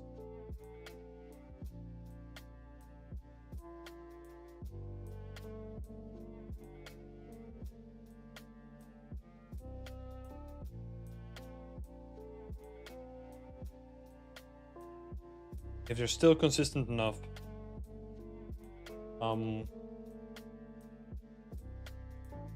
Because the way that I did it on my medieval scene, whenever I was doing sequences, right? Whenever I was rendering like a sequence of like 6 images, and I had a couple of these, I would set up a different post-processing for like every shot that I did, just so that I could like fine-tune it to where I think it needed to be. So, I mean, you're working within like a tighter space than I am, right? You can still experiment with it. There's even something called post-process regions, I think, which is just like you can just set up a sphere and it just has like specific post-processing.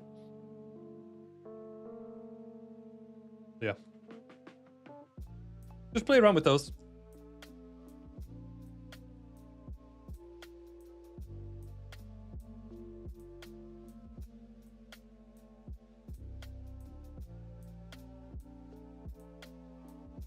Yeah, honestly, this is the case where there's no rules for this, you know? You just make shit look cool, you know? As long as to you it looks consistent, that's all you really need to care of, right? Because everyone is going to have their own opinion on it, where for me, where would I even land? I wouldn't even know. If I could tell, I would probably say to dial it back. But if you can then like push back and say like, hey, look, no, I'm gonna do like my detail shots with a different rendering style because I want them to tell a different story. You know, you can kind of spin it in whatever way. Yeah. Thanks for showcasing, Bodhi. Also, you didn't ask any questions about that, but I love what you're doing with the roughness of the floor. Yeah, that algae treatment though, it is tricky, but that's still gonna need some work.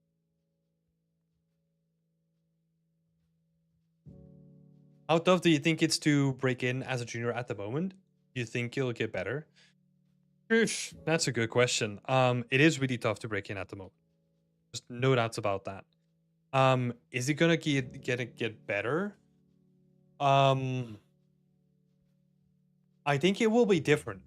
I think what is honestly happening is that we're no longer going back to the old phase of AAA where we saw massive growth going from like smaller developers to AAA developers.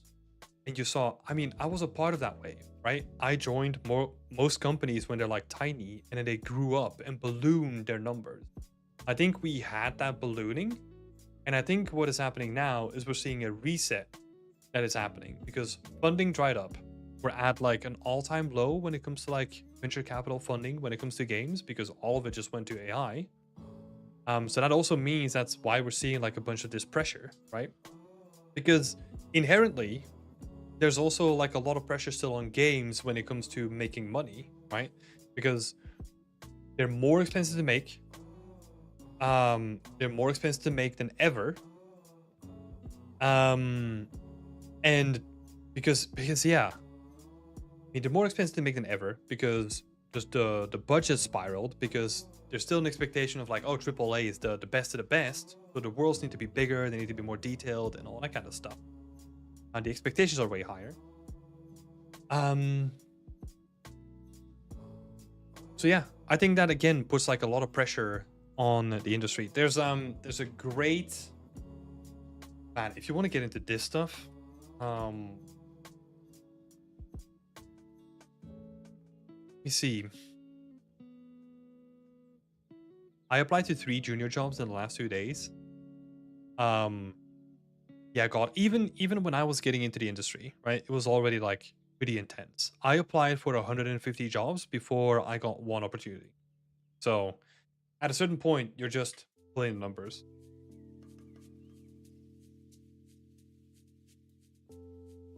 Let me see. There was a really good breakdown of the state of gaming, but what was his name again?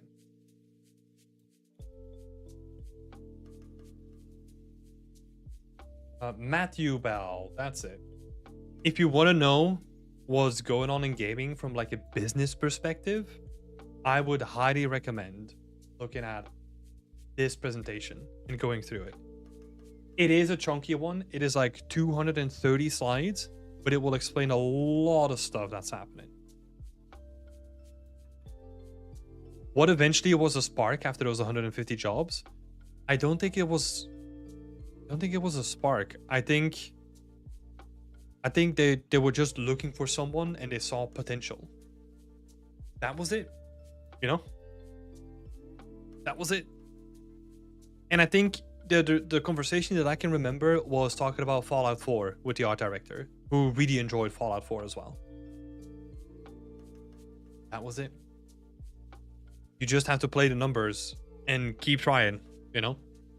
And if at a certain point you're like, hey, look, I'm not even getting interviews, then you just go back to the grind and do it.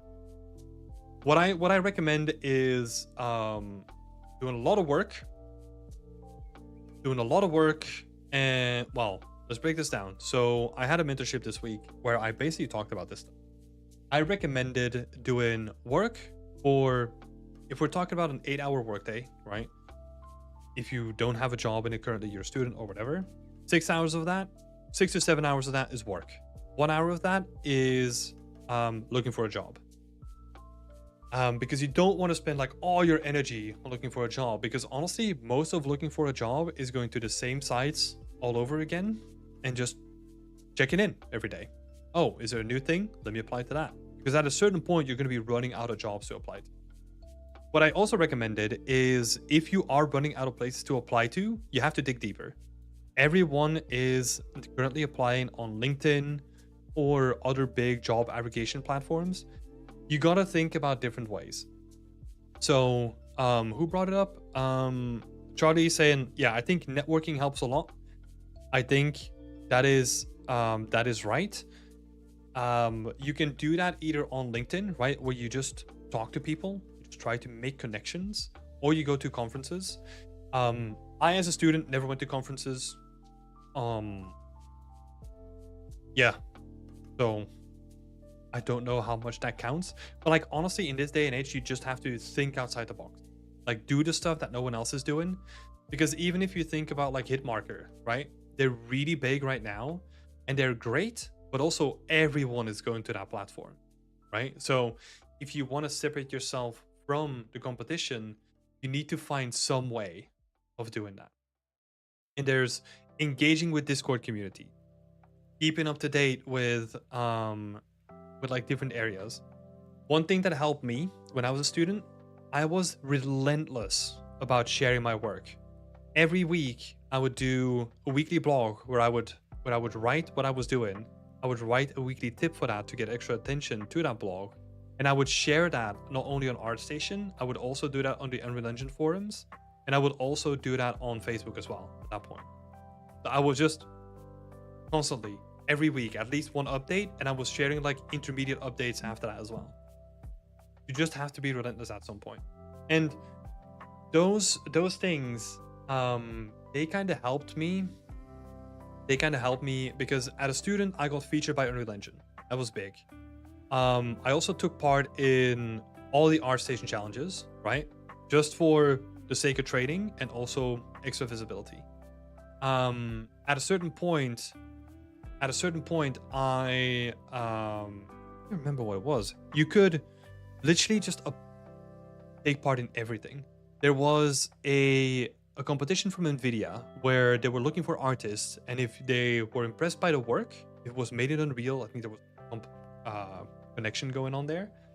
If you won, they would feature your work and they would send you a GPU. I was lucky enough to win that.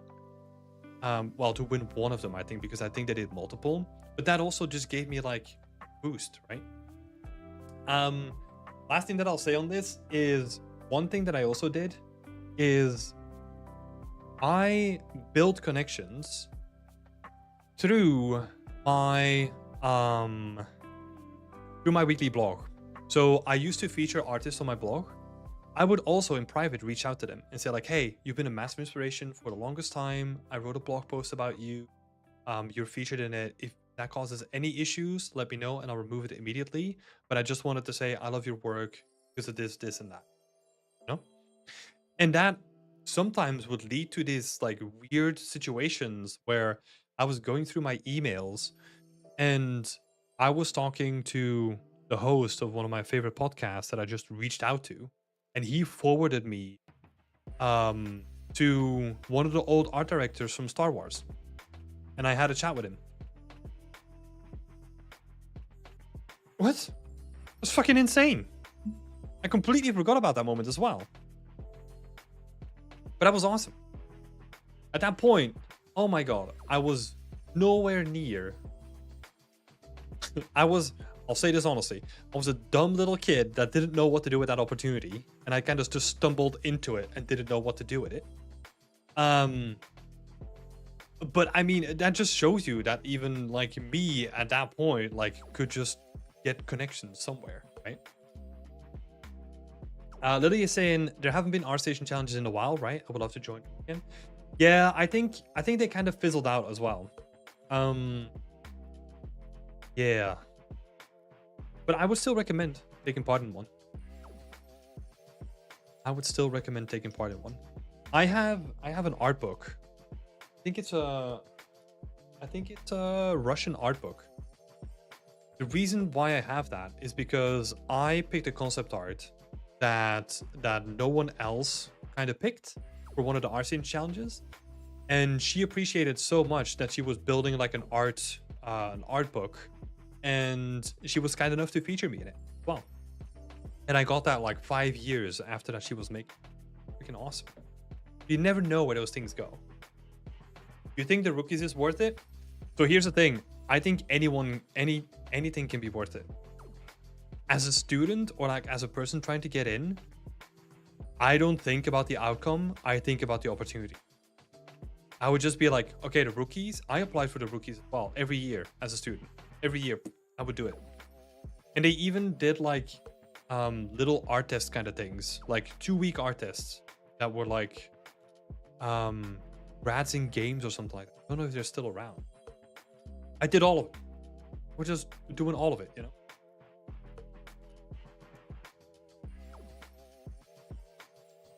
Because you never know. You never know who's on the judging panel. You never know who you're getting in contact with. You never know, like, if they have an event afterwards that you get invited to. You just never know, right? So I just take all the chances. Everything that's out there, I just apply to everything. That's the way that I would do it. Yeah. If you have any more questions on that topic, I would love to help. I got like a bunch of different ideas on that. Let's have a look at some more work though. So sorry for the delay, people. We had Bodhi, we had the apples, we didn't have the apple. So the apples is next, and then we're gonna be talking Lily. So let's have a look. As for the medieval runes, that's this guy.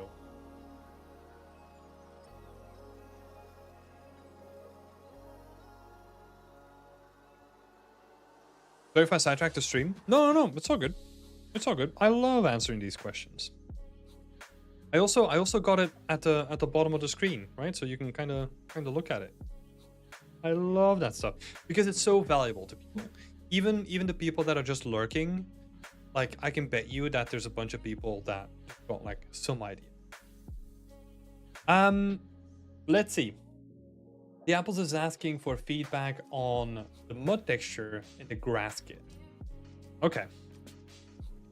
So the mud texture right now, it does feel a little bit too chaotic. And I don't know how you're using it. Is that like a spline? Or is that just like vertex paint on top of the terrain? It is too repetitive. Yeah, I think so too. It's a spline.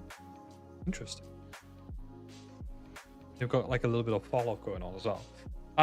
Yeah, so if it's a spline, I would, first of all, I would think about them if you're trying to get tracks, right? I would think about making like a track mesh.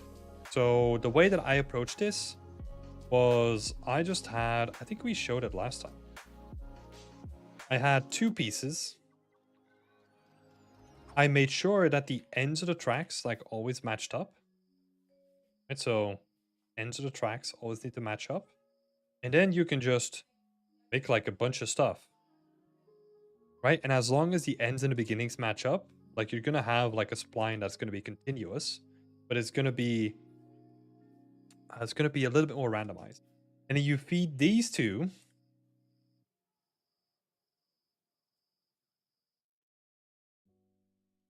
You feed them into the landscape spline system and just let it randomize, right? And then you get some variation on top of the texturing. Usually that's outdated. Nope. It's all good. But still, like you can get some like really nice like mud tracks in there, right? And you kind of want to draw attention to those. And then have some like generic like mud stuff like happening on the outside. But we kind of want to be able to read what is happening like instinctively. You could also vertex paint the tracks from an alpha map for a bit of extra control and variation. Oh, you could also decal the tracks from an alpha map and decal. Okay. I mean, you could add like additional decals on top of it too. Yeah, I mean, if you want to break up the variation, I would start first with getting 2 variations, right? Because you're gonna need that regardless. And then I would have a look at the texture itself to make that less repetitive. Because, yeah, with a spline like this, especially this section over here, super repetitive. Right? But once we have like a different spline, like a different mesh, that's gonna help. And then we can kind of look at what we need to do for the texture breakup itself. Do I make the card trail in the texture or in the decals? I did it in the texture. So I have a texture. I honestly just have like a square texture that is cut down the middle. And I just have like my 2 card tracks in there. And then I just extract like that onto a mesh again. So this is my texture overview. Hello, Guillaume. Good to see you. So yeah, this is my texture. This is the way that I got it laid out. Relatively simple. Because it just, but in my case, like I just made it the size that it needed to be so that I can like squish it into like a texture by itself.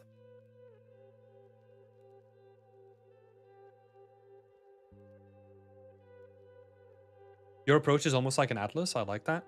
Yeah, I mean, I just looked at the size that I had, right? And like the length that I was going for, and I was like, I might as well just like slap them in there.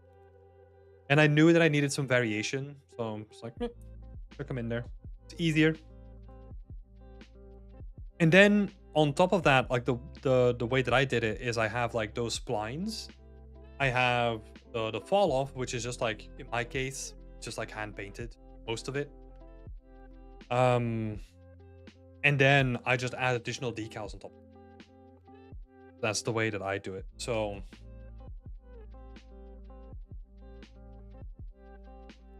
roads is got your mesh, you got your vertex paint, and then you got decal. So nothing too out of the extraordinary, too unique. Straightforward.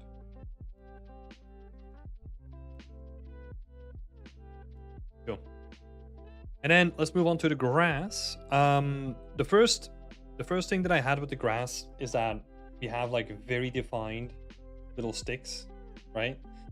I try to, what I try to do with my clusters now is instead of having all of it go to like the center, I try to have them a little bit wider, have like a little bit more variation in it. Because even if you look at like a zoomed out view, right, like you're always going to end up with like these strong clusters at the bottom. I think if you want to go for like a wild grass look, we need to go from something that is like this to something that's a little bit more spread out, you know? It feels a little bit more organic.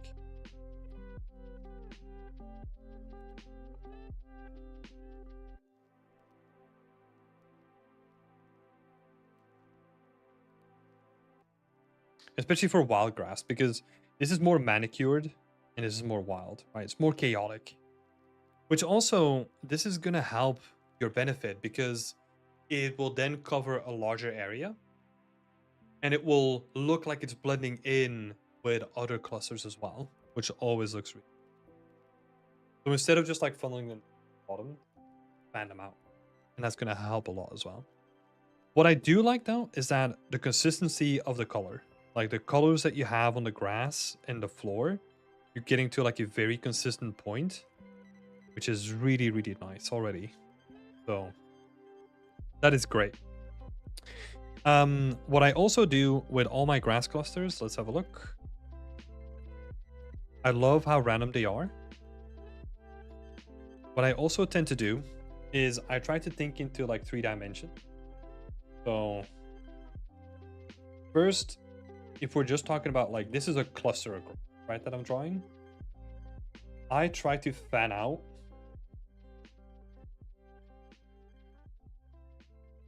the sides so that we're getting, they're kind of just like angling outwards.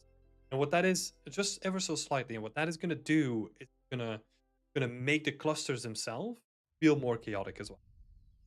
Now, what I also try to do is I try to make the middle taller sides because that makes it easier to kind of blend things together.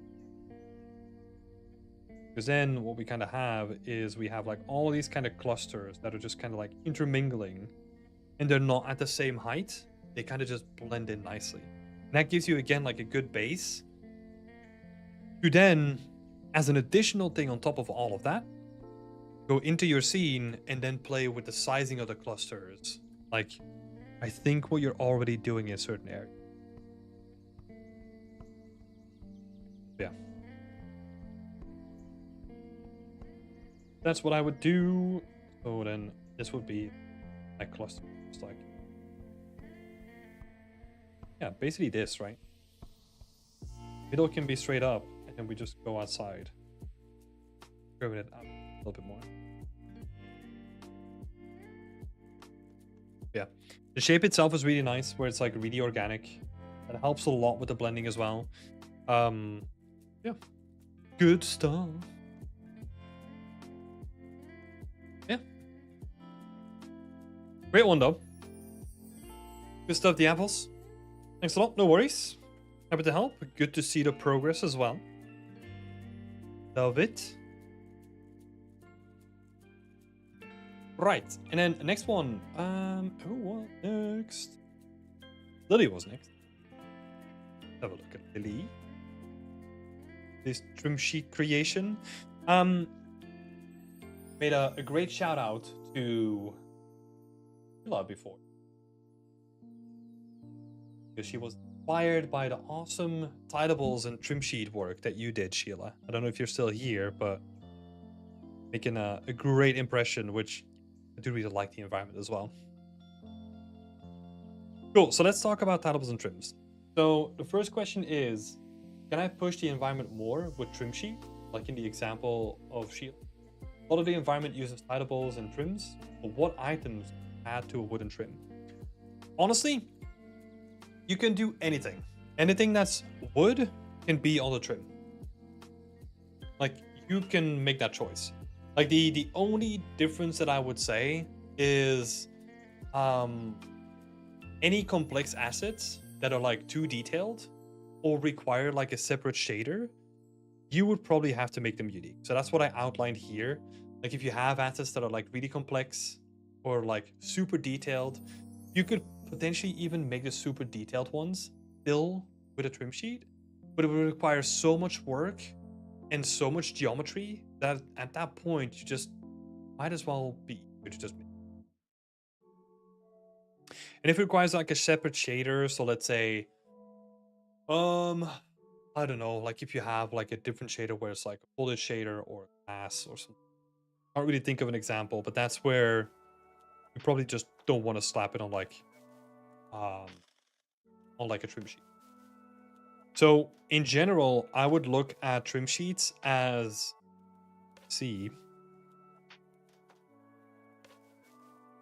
yeah, sort of like this. There's a couple of things that I would do from like an actual project perspective, right? From like an actual professional project, I would say. I'm talking about like if you're working in the game. Because the added complexity of working on like a bigger project is that you don't want people to use the resources that you created in a way that they're not intended to. I'll give you an example. So for this one here, we have books embedded into the trim sheet, right? If, let's say, I want to make a different part of the world and I only need books, that means that I'm still loading in this entire asset, make books, right? Which on like personal project, totally fine.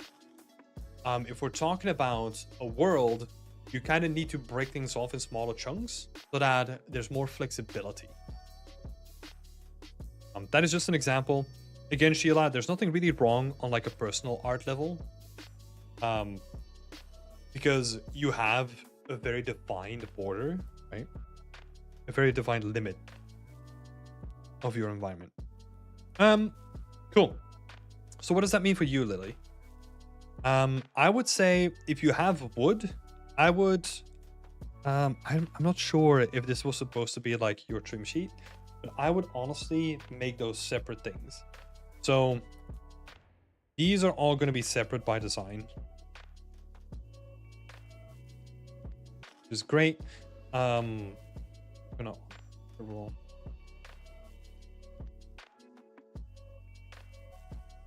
You always want to make a separate texture based on the material type.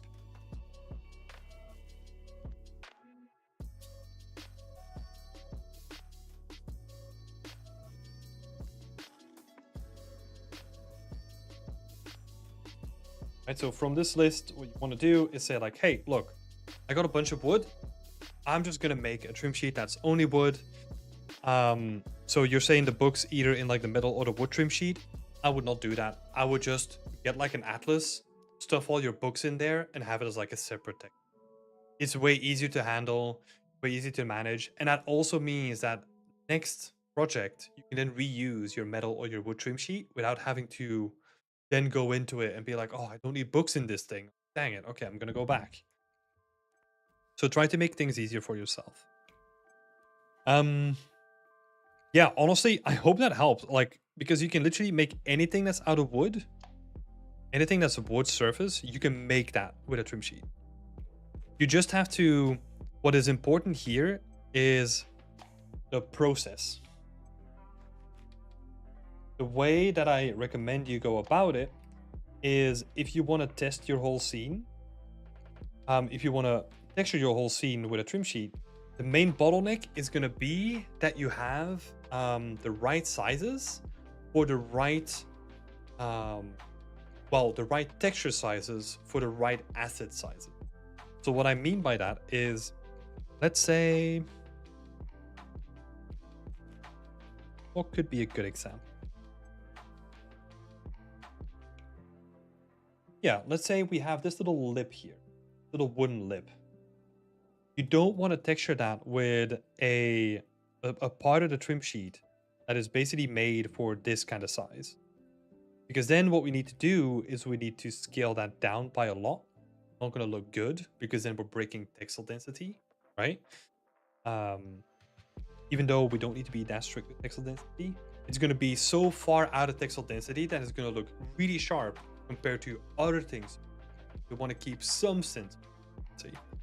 So that means that, okay, we have a section like this. We need to add that to the. The only way that you're going to figure this out is by honestly just trying it. So what I would do is start working on all the assets in your scene and literally have, I don't know, images or little sections with different colors where you can be like, hey, I'm gonna need these big chunks for these guys, right? So that's gonna be the biggest part and can also be used on the. Cool, got that covered. What else do I need to do? For example, you've got these beams. But those beams can probably go on the same thing because they're like smaller. However, these beams are going to require their own separate thing. And if you want to have some sort of a benchmark, right, for like scaling things up and down, the reason or like the way that you kind of figure out is like I have like a benchmark in my head that is 30%. That means if I have a trim that is made for a certain size, I can scale that trim, or I can scale like my geometry up 30%. Well, sorry, let me rephrase. I can rescale my UVs fit a certain element on my trim sheet by 30% going up or 30% scaling down. The reason why it's 30% is just an arbitrary rule, but I feel like if we go down to like 50, it's higher. Like there's a higher likeliness that you're going to see the pixel density kind of just like scrunch or get stretched. So that's kind of like a way between like 20 and 30% can still be safe without seeing any visual art. And that's the way that honestly I would test the whole environment. So I would test a bunch of assets, make a bunch of trims, and then see like, I'm kind of missing this trim.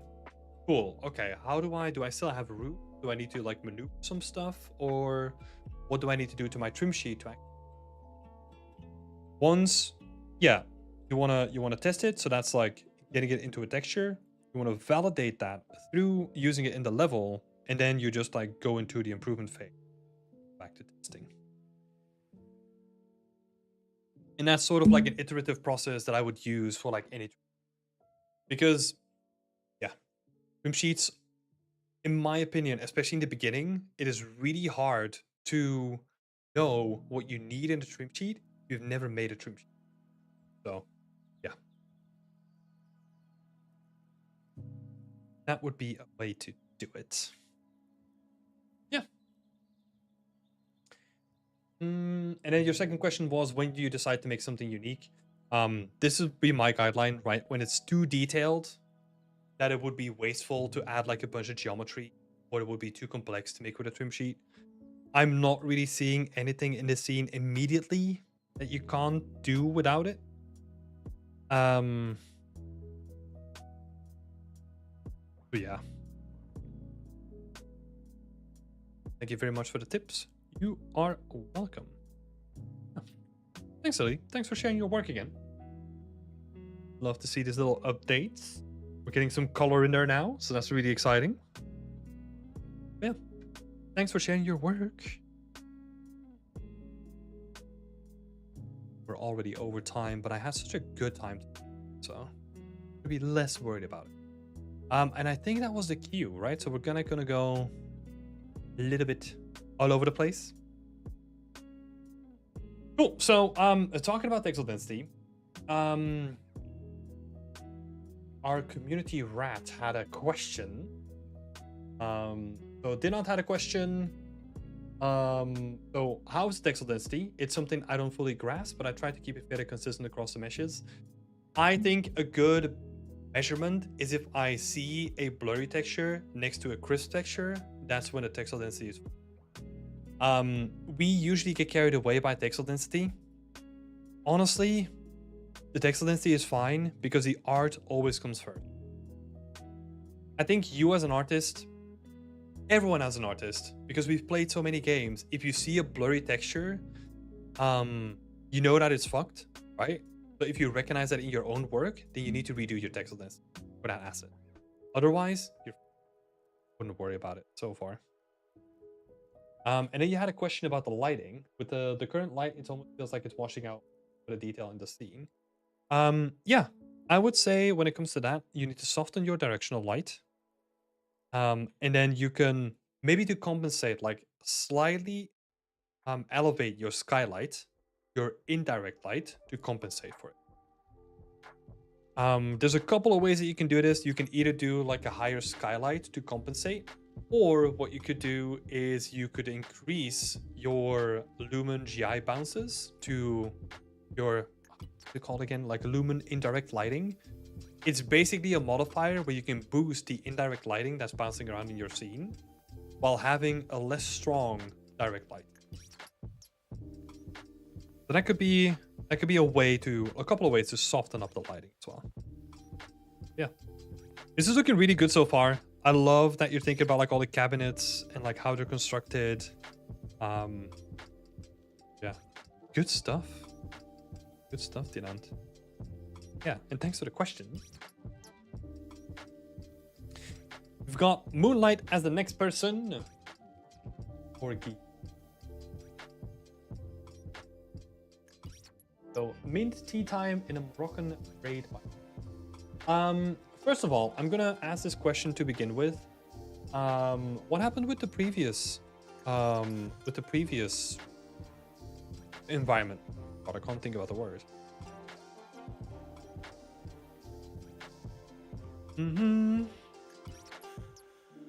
Is following the 1024 pixels for 512 pixels for EP.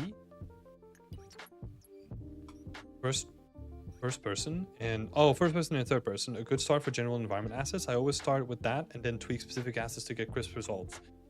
I mean, yeah, that's totally perfect. I think I would recommend like 1024 pixels per meter, or maybe going a little bit higher for portfolio reasons, like maybe 2K per meter. But yeah, look, the thing is with pixel density, I feel like it's a thing that you need to know about, but you shouldn't necessarily worry too much about it on your personal work, because your personal work needs to look really good. So most people, honestly, on ArtStation just ignore pixel density. Just go for like high. Well, they don't ignore pixel density. I think they just go for a really high pixel density. But it's honestly really easy to pick up pixel density because it's literally just clicking a button.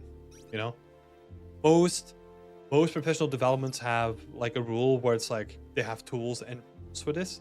It's like, oh, our project is 1024 pixels per meter. Cool. We have a tool where you press a button, it does your UVs. You have to rejig them a little bit, and that's it. You know? Cool. That's it. That's all you need to know. So that's why I keep saying the art comes first, and then if there's inconsistencies, then you can tweak the different textures. The way that I would approach. Previous environment art is dead. Oh shit. I'm sorry for this. This is hard for me. I will need to buy another motherboard soon, but all the files on my hard drive, I lost that one. That sucks. Recommendation: get an external hard drive. Every week, back up all the files on there. Or do something. Get a, well, no, actually the cheapest thing is get a Google Drive or Dropbox or anything like that, and back up your most important stuff on there. I am very precious with my data. I have a server sitting there, like a small server, and I'm also in the future I'm going to be making a backup to like an external server as well, because as an environment artist, this is literally like our life's blood, right? If we lose a project, like we might also potentially lose out on a job. But that sucks. Cloud system, but everything has a price and can't afford it. Honestly, if you want to set something up yourself, you can literally, well, no, honestly, like there are really, really cheap options out there. I think Backblaze was one of them. I can't remember it because I was looking into it like a while back, but they have like really cheap storage. I'm so sorry for this. Well, nothing to be sorry about. Nothing to be sorry about. It's normal. It's normal. I mean, it does really suck, and I'm sorry for you, right? Like, I'm sorry for you that you kind of lost your project because you were working so hard on the previous one. So, don't have to say sorry to me. Not at all. Cool. Let's go into this. That's a great question, Alice. Let's dive into that in a little bit. But let's go to the questions from Moonlight first. Let's see. Oh, sorry, this was the second question. So first question, could you share some thoughts on the lighting and the composition that I'm sharing in this post? Is a good base to continue the next step. I learned that the goal of lighting should be to highlight the main assets of the scene with good contrast, but also to offer a maximum of values, especially if you want to make thumbnails in the art station visible. The whole scene yummy for you. You're working on a scene. Don't even think about the thumbnails at all. You need to talk about the scene first. The thumbnails, they're really easy to fix. You can make like separate renders, all that kind of stuff. But yeah, I wouldn't worry about the thumbnail. Hey, Stranger, thanks so much for being here. I really appreciate you coming in. But yeah, have fun with your commitments, and yeah, thanks for joining, and thanks for hopping in as well with your own shares, your shared knowledge. Oh my. Cool. So I would say, yeah, think about the thumbnails later. We're not thinking about that at all. You are right. So lighting to me means that we need to have focus, and there needs to be a hierarchy. What I mean with focus is the focus is going to drive. What are we looking at, right? So that's what you said. Like, what are we looking at? And the hierarchy is sort of like, how do we get to what we're looking at? So that means that if you want to have you kind of have to look at it in, we're going to simplify this. You always have to think about the rule of 3, right? You have number 1, 2, and 3. 1 in this case for lighting is where you want to put the focus. Second is where you have like secondary focus elements, and then you have your detail or tertiary. So what that means in terms of lighting is we want to emphasize one area over the other, and then maybe have like a secondary area like this, and then the rest of it can be like tertiary. You have 1, 2, and then 3. the rest. I did create an example here. So if we scroll down, I just did like a little couple of quick adjustments to showcase what that is, right? So we have the base where all the lighting is equal. Then we have one where I exaggerated like the teapot. But if you want to exaggerate another area, you can do that by just like changing the hierarchy, right? So all I'm doing is the same sort of values are in the scene, right? Because the main one is still the brightest point, but I'm changing where we define where you want to look through emphasizing that with light, right? It's highly likely that you want to do something like this because that's where the most interest is happening. But the beauty of those two things coming, like the beauty happens when you have your lighting and your assets working together in conjunction, create like a really nice focal. Yeah, exactly. So all the lights should not be the same. That is the hierarchy of things, right? So the hierarchy is literally like, okay, my brightest point is going to be here because that's going to be drawing attention to this. And then secondary stuff is maybe for optional storytelling bits. And then you have like detail stuff, which is more for like atmosphere. But there's a hierarchy system. Even if they are the same lanterns. Yep. What you could do then is you could make one lantern bigger so that you could make sense so that it casts more light, right?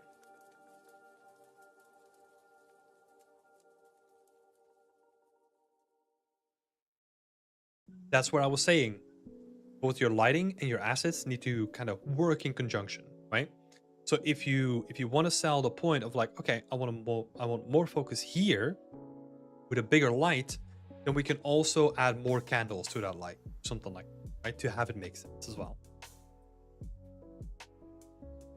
You want to become an environment artist and I'm learning Blender. What do you recommend I learn? I think you're on a good path. Go to like the stereotypical Blender tutorial is a donut tutorial, right? I think that's still a good recommendation when you want to get into Blender. At that point, if you want to get into asset creation for games, look up high to low poly workflows. And that should give you more than enough to get away with. The lanterns will bring a lot of graphical shadows.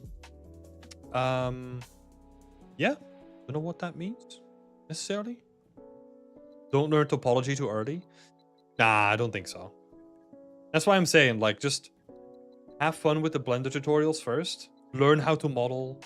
Don't think about like all the boring tech stuff that's gonna come your way at some point. Second question from Moonlight is talking more about the shapes, stylized shapes. So you've already done like a stylized pass on this, which is pretty good. But to me, stylized just comes down to silhouette and shape exaggeration. If you really wanna get really cool shapes, I recommend you to sketch, because you could have like a couple of sketches, which is literally just like a black pen on piece of paper, and you just like sketch like a bunch of silhouettes. That could be really cool.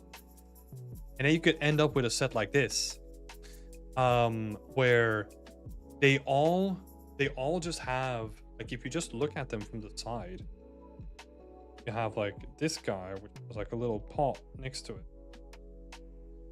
Cool. And then we have like this guy, like this cool looking, slightly curved shape. You can kind of see that like they did this on purpose so that they wanna make those silhouettes like stand apart from each other, and then through the textures they keep them. Right, so sketching for this stuff, if you just want to come up with like new ideas for like cool silhouettes, sketching is super quick. Because yeah, you wanted to know how to stylize more in an appropriate way. I think honestly sketching is pretty good just to get the silhouette right, and then to get like any sort of damage, you just have to like blow up the proportions, right? Like this is a normal crack just turned up to like 300%.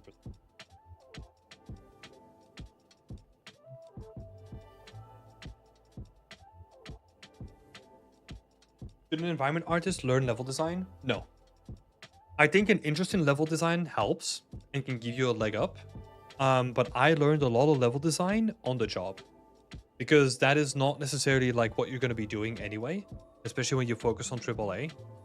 Because level design focuses on the functionality and the gameplay of a space, where you focus on the visuals of the space, right? So you usually work in tandem, but it's a completely different job, because level design is going to think more about the psychology that like shapes have on like gameplay and like how the flow goes of a space, where we think about more of like the higher level aspects, right? Like the visuals and how they can impact the mood. And yeah, that's the way that I would kind of tackle more stylization, just having like a bunch of sketches, and really just trying to exaggerate everything. If you have a crack, make it a crack that looks like it changed the silhouette, you know, like break it open. Yeah. For example, like changing the silhouette like this, really cool. You know, because that doesn't look like a fragile little crack that you can get. Like it looks like a chunky, big crack.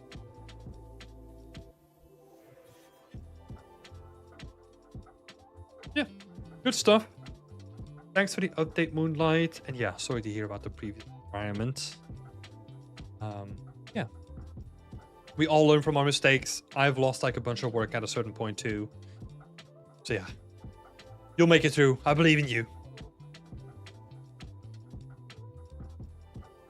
Cool. Let's get something.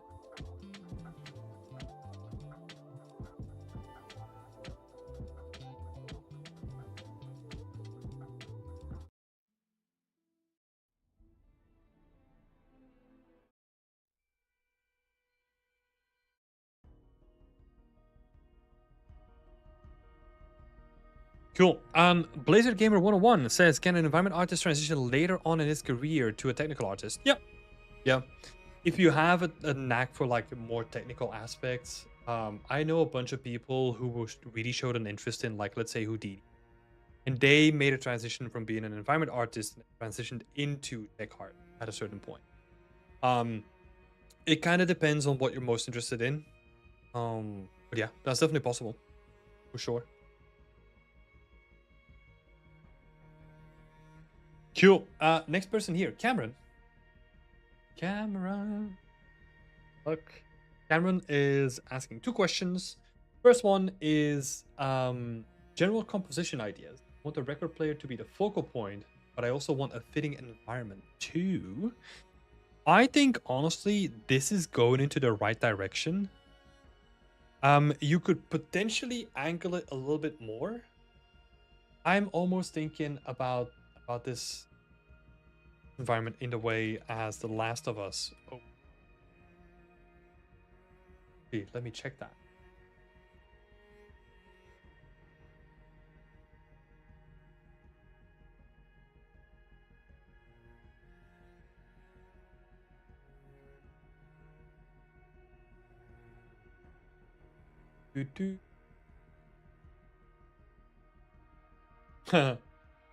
Slate, that's a very good question. Man,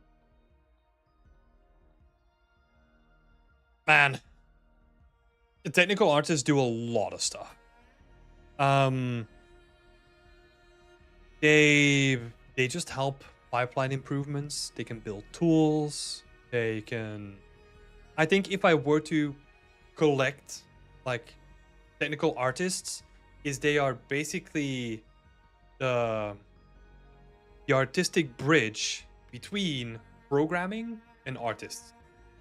So programmers usually focus on like the really deep technical, like fundamental engine stuff, where a technical artist tries to improve the work-life balance, like the work balance,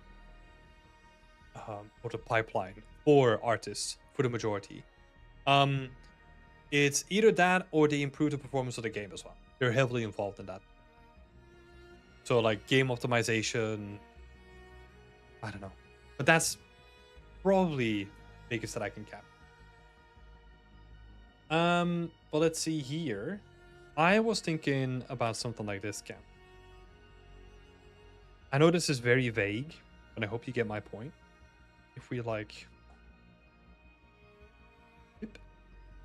So I'm kind of thinking about a bit more of an angle in the scene, so that we get to see a little bit more of the scene, and then we can kind of dress it up with like, I don't know, movement boxes and maybe like cup noodles, all that kind of stuff, so that we get like a little bit more of an impression of the scene, and we get a little bit more a view of the outside. That's what I would do with the composition. But I do really like this shot, honestly. That could be like a really impactful shot, especially because he had this idea of having like rain coming down the window. I think that's gonna look sick. It's gonna be really moody. You can kind of make it like blurry, like in the picture, and you can just have like lights on the outside, right? There's some really cool, like very moody stuff with that angle. But you did have a question about... I think there's some confusion going on with, like, you want to make the record player to be the focal point, right? But you also want to make a fitting environment too. I want to ask, what is the reason? Like, basically the question here is like, why do you want to make the environment? Because if it is to showcase the prop better, then make it smaller. If you want to showcase that you have a skill set that is broader than just making an individual asset and you want to make a full environment, then zoom out. But I would look at it through that lens, because I don't want you to make a full environment if you think that is... yeah, exactly. I was going to say that. So if the whole environment is just helping you to tell a better story, you can just do that with a close-up shot as well, because you can cram a lot of stuff in here, right? Like if we're imagining that you have like boxes just standing here, and you have like a label with like vinyl,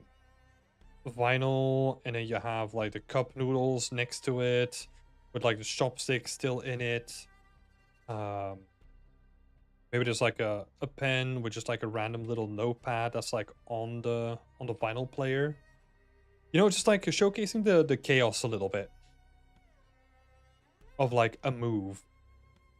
Bunch of boxes stacked underneath with like a bunch of like random junk on. Like you can really fill out this scene and kind of make it like a moody, like moody scene that showcases like a personal story of like people. Because I mean, you could even have one of the boxes here is open, for example, and we see like one of the frames of like, I don't know, the newly moved in family, you know, like the frame, kind of see like a family picture, kind of do a lot of cool stuff and pack it all into like a single shot. Whereas I think if you want to then make like a bigger scene, it's like, okay, but we're not really gaining a lot by zooming out, making it big. So I will leave that up to you. But if the reason is only the story, you can tell a good story in the singular screenshot as well.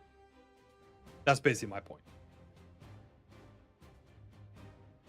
Maybe some rain spots on the boxes. Yeah, stuff like that could be cool. Stuff like that could be really, really cool.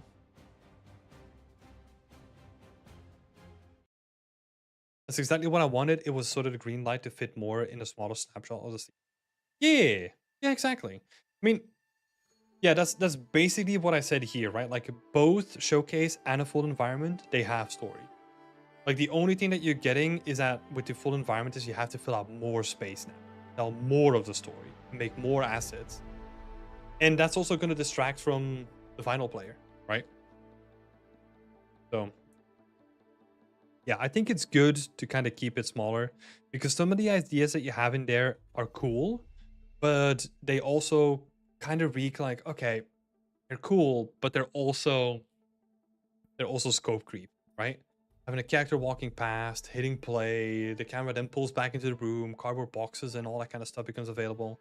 I think your choice of having them move in is a good one to reduce the amount of time that it's going to take, but it's still going to take time regardless. I think it's going to take too long to do. I think so. I think I would take it in stages where, for example, if you want to showcase like an animation where like, I mean, honestly, that wouldn't be too difficult to set up. But if you then want to, like, if you want to have an animation where like a vinyl is playing, maybe there's a little bit of music going on, you can sell a lot with that. But we don't need to have a character walking through the scene and all that kind of stuff because, oh, it just adds complexity to it for no real purpose, right? Yeah.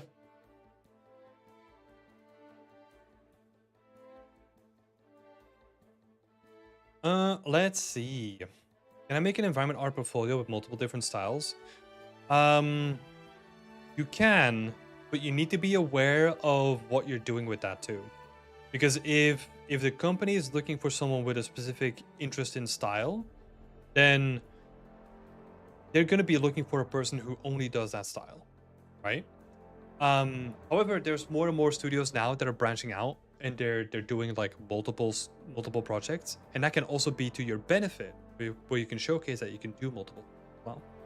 So it can be both a benefit and like a negative, depending on the studio that you're going to be applying for. Nice one. Thank you again. No, thanks, Cameron. Thanks for showing the work. So that I'm seeing here looks really, really nice, really crisp. So I'm curious how the rest of the scene is going to come together. Awesome stuff, man. Awesome stuff. Cool. Final two. Let's go with Jahid first. Make any notes.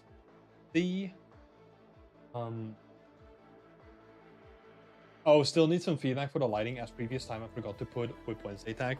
No, Jahid. Okay, let's have a look. So I think I'm gonna repeat a little bit of what I said to Moonlight before, is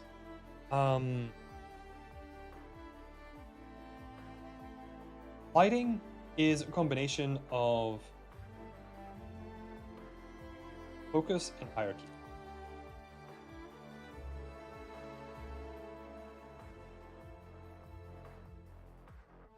There was another question in the second. Whereas focus is what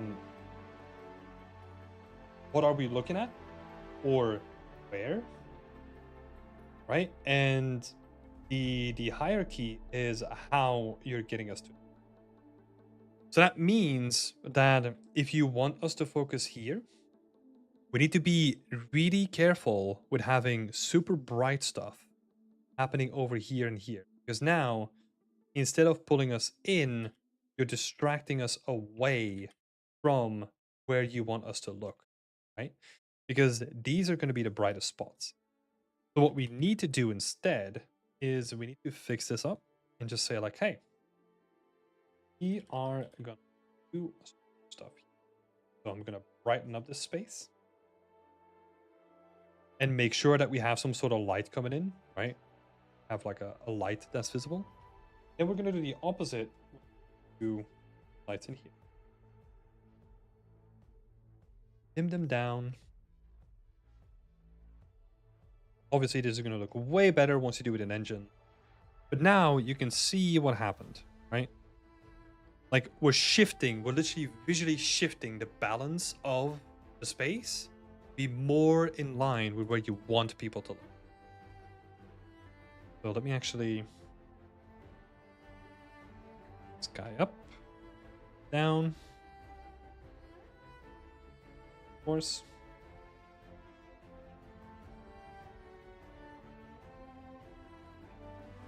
Right? So you want to turn that in more focused on this area. And that's where hierarchy comes in. Again, look at the Moonlight section for some more information, but it's basically, this is my main focal point, and then we decide like, oh, this needs to be second in hierarchy. We're going to make that lower in importance. And then what we can do here is then, okay, we know that this is going to be section number 1. We know that section number 2 is going to be current. But maybe if I want to have like an additional area here where there's some stuff happening, we actually need to shift the hierarchy again and say, hey, this is going to be the second brightest point, third brightest. And then what we're trying to create is we're trying to jump you from 1 to 2, if necessary. But that's the way that you kind of need to think about it in a very logical way. Thank you, Connor, for sitting in. Lovely to have you here. Have a great evening, dude. So yeah, a quick overview of the lighting. An additional thing, try to make the lighting physical.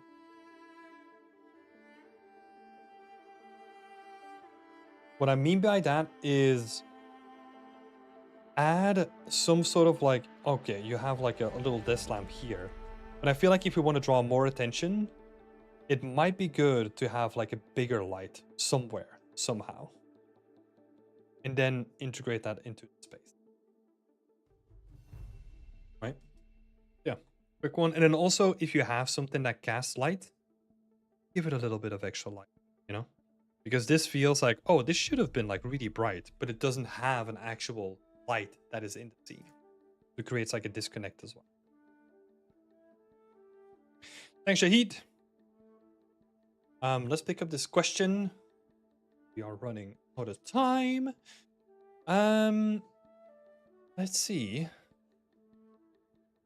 Gamer was asking, should I learn how to make materials and textures for environment art in video games industry? You have to.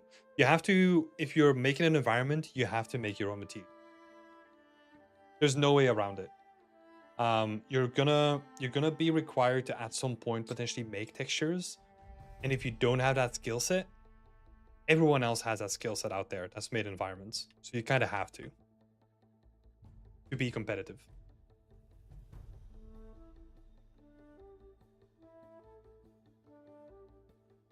Cool. Last one for today from Prasanna.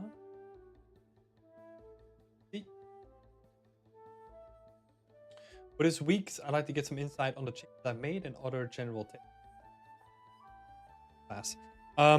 I try to stay away from general tips. I try to keep it really focused. Let me share what I try to do. So this is the current state, right? And there were some concerns about being like the floor being too dark and that a lot of stuff was going missing. What you can do is, again, you can play around with the GI, with the global illumination values from Lume, which is basically controlling like if your light bounces off from the surface, like how bright that light is. In your directional light, there's something called indirect lighting intensity. You can bump that up. I'm going to fill the scene out a little bit more. That could be one way of doing it. If not, you can increase your skylight, which is your big indirect light in your scene. You kind of bump up those values. But yeah. Or you could also do a fake light, but you kind of have to keep that really subtle. So now those are a couple of options that you can do. But there was also this one though. Like this was a previous iteration that you've done. And I honestly really love the colors. The reason why I love them is because the walls are predominantly orange, but there's this like bluish tone that's coming into the scene, which works really well. So I thought, why don't we try to get back to that? So I did a little bit of an adjustment here. Just like infusing that back into the main. You can kind of see what that does, right? So with this overpaint, what I did is I added a vignette. I tried to increase the contrast a little bit by like highlighting the fog a little bit, or like the God ray coming in, and playing around with the color balance again, like trying to get that contrast between blue and orange back in, because that was what you lost here. Because I think this one is way more interesting than the current version, which is totally normal.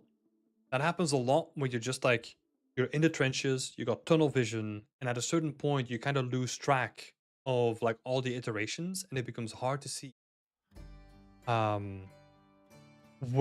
you should go next, right? So a good thing that I tried to do was at all times really is I go through my screenshots and I try to think about like, hey, I actually like this iteration better.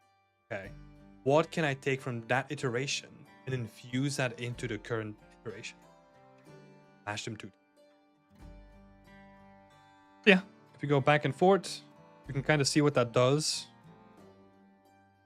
Right, we're adding more color complexion. There's a little bit of a vignette happening there, which is like pretty strong in hindsight. So essentially,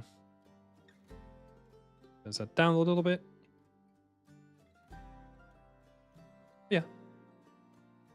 Yeah, I really did enjoy like this area here. Also, it looks like you're looking for some additional shadows. You will have to look this up. It's console commands, so it's very specific. But you want to re-enable SSAO, which is screen space ambient occlusion, which is something that is turned off by default by Lumen because Lumen has their own AO solution. But it disables screen space. So you can use them at the same time. So I would recommend you to look up SSAO in Unreal Engine 5. That's going to give you a link to the console commands that you need. Yeah, it'll be really helpful to push it to the next level. Yeah, because honestly, this one looked really good in terms of like lighting. I liked what was going on there. And also like the cracks in the window were like really visible too. And honestly, the next thing would be looking at every surface and every asset and seeing if you can use the pre-existing geometry, bend it slightly. Literally, like you have all these buttons. You have all these buttons here. Right? Like these buttons are going to be offset, rotated in random direction. Like dent, like thing here. And I'm literally only talking about grabbing the existing geometry with a soft selection brush, just bending it down. You know, and literally going through every surface and saying, hey, nothing is straight.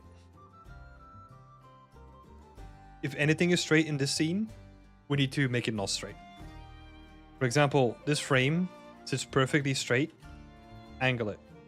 I just have it like slightly offset and do the opposite for this guy. Right? You want to really focus on like those small little things.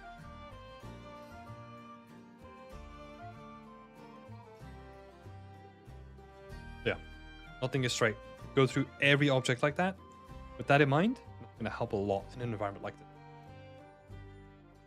Yeah. Thank you for sharing your work, Prasanna. Lovely to see the updates. Honestly, yeah, this iteration is so good. Love it. It's a cool scene. It really is. It really is, Long Pig. Yeah. Thanks, Prasanna, and everyone else for sharing their work this week. It's been long overdue. We're long over time. I'm gonna head on out of here. Thank you for all the questions. I loved our initial conversation when it came to creativity. I need to look up some YouTube stuff and kind of dive into that. Yeah, we'll see where I end up on that conversation. But yeah, thanks all for being here. If you want to become a member, you know what to do. Links in the description. Share it with your friends. Share it with your mom. Share it with your dog. Whoever's watching.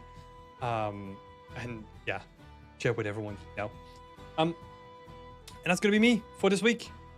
I'll see you next week. Have a good evening, all, and yeah, have a great one. Always, oh dang it, share it with your plans. Dang it, I forgot that. Thanks everyone. Have a nice evening. Bye bye.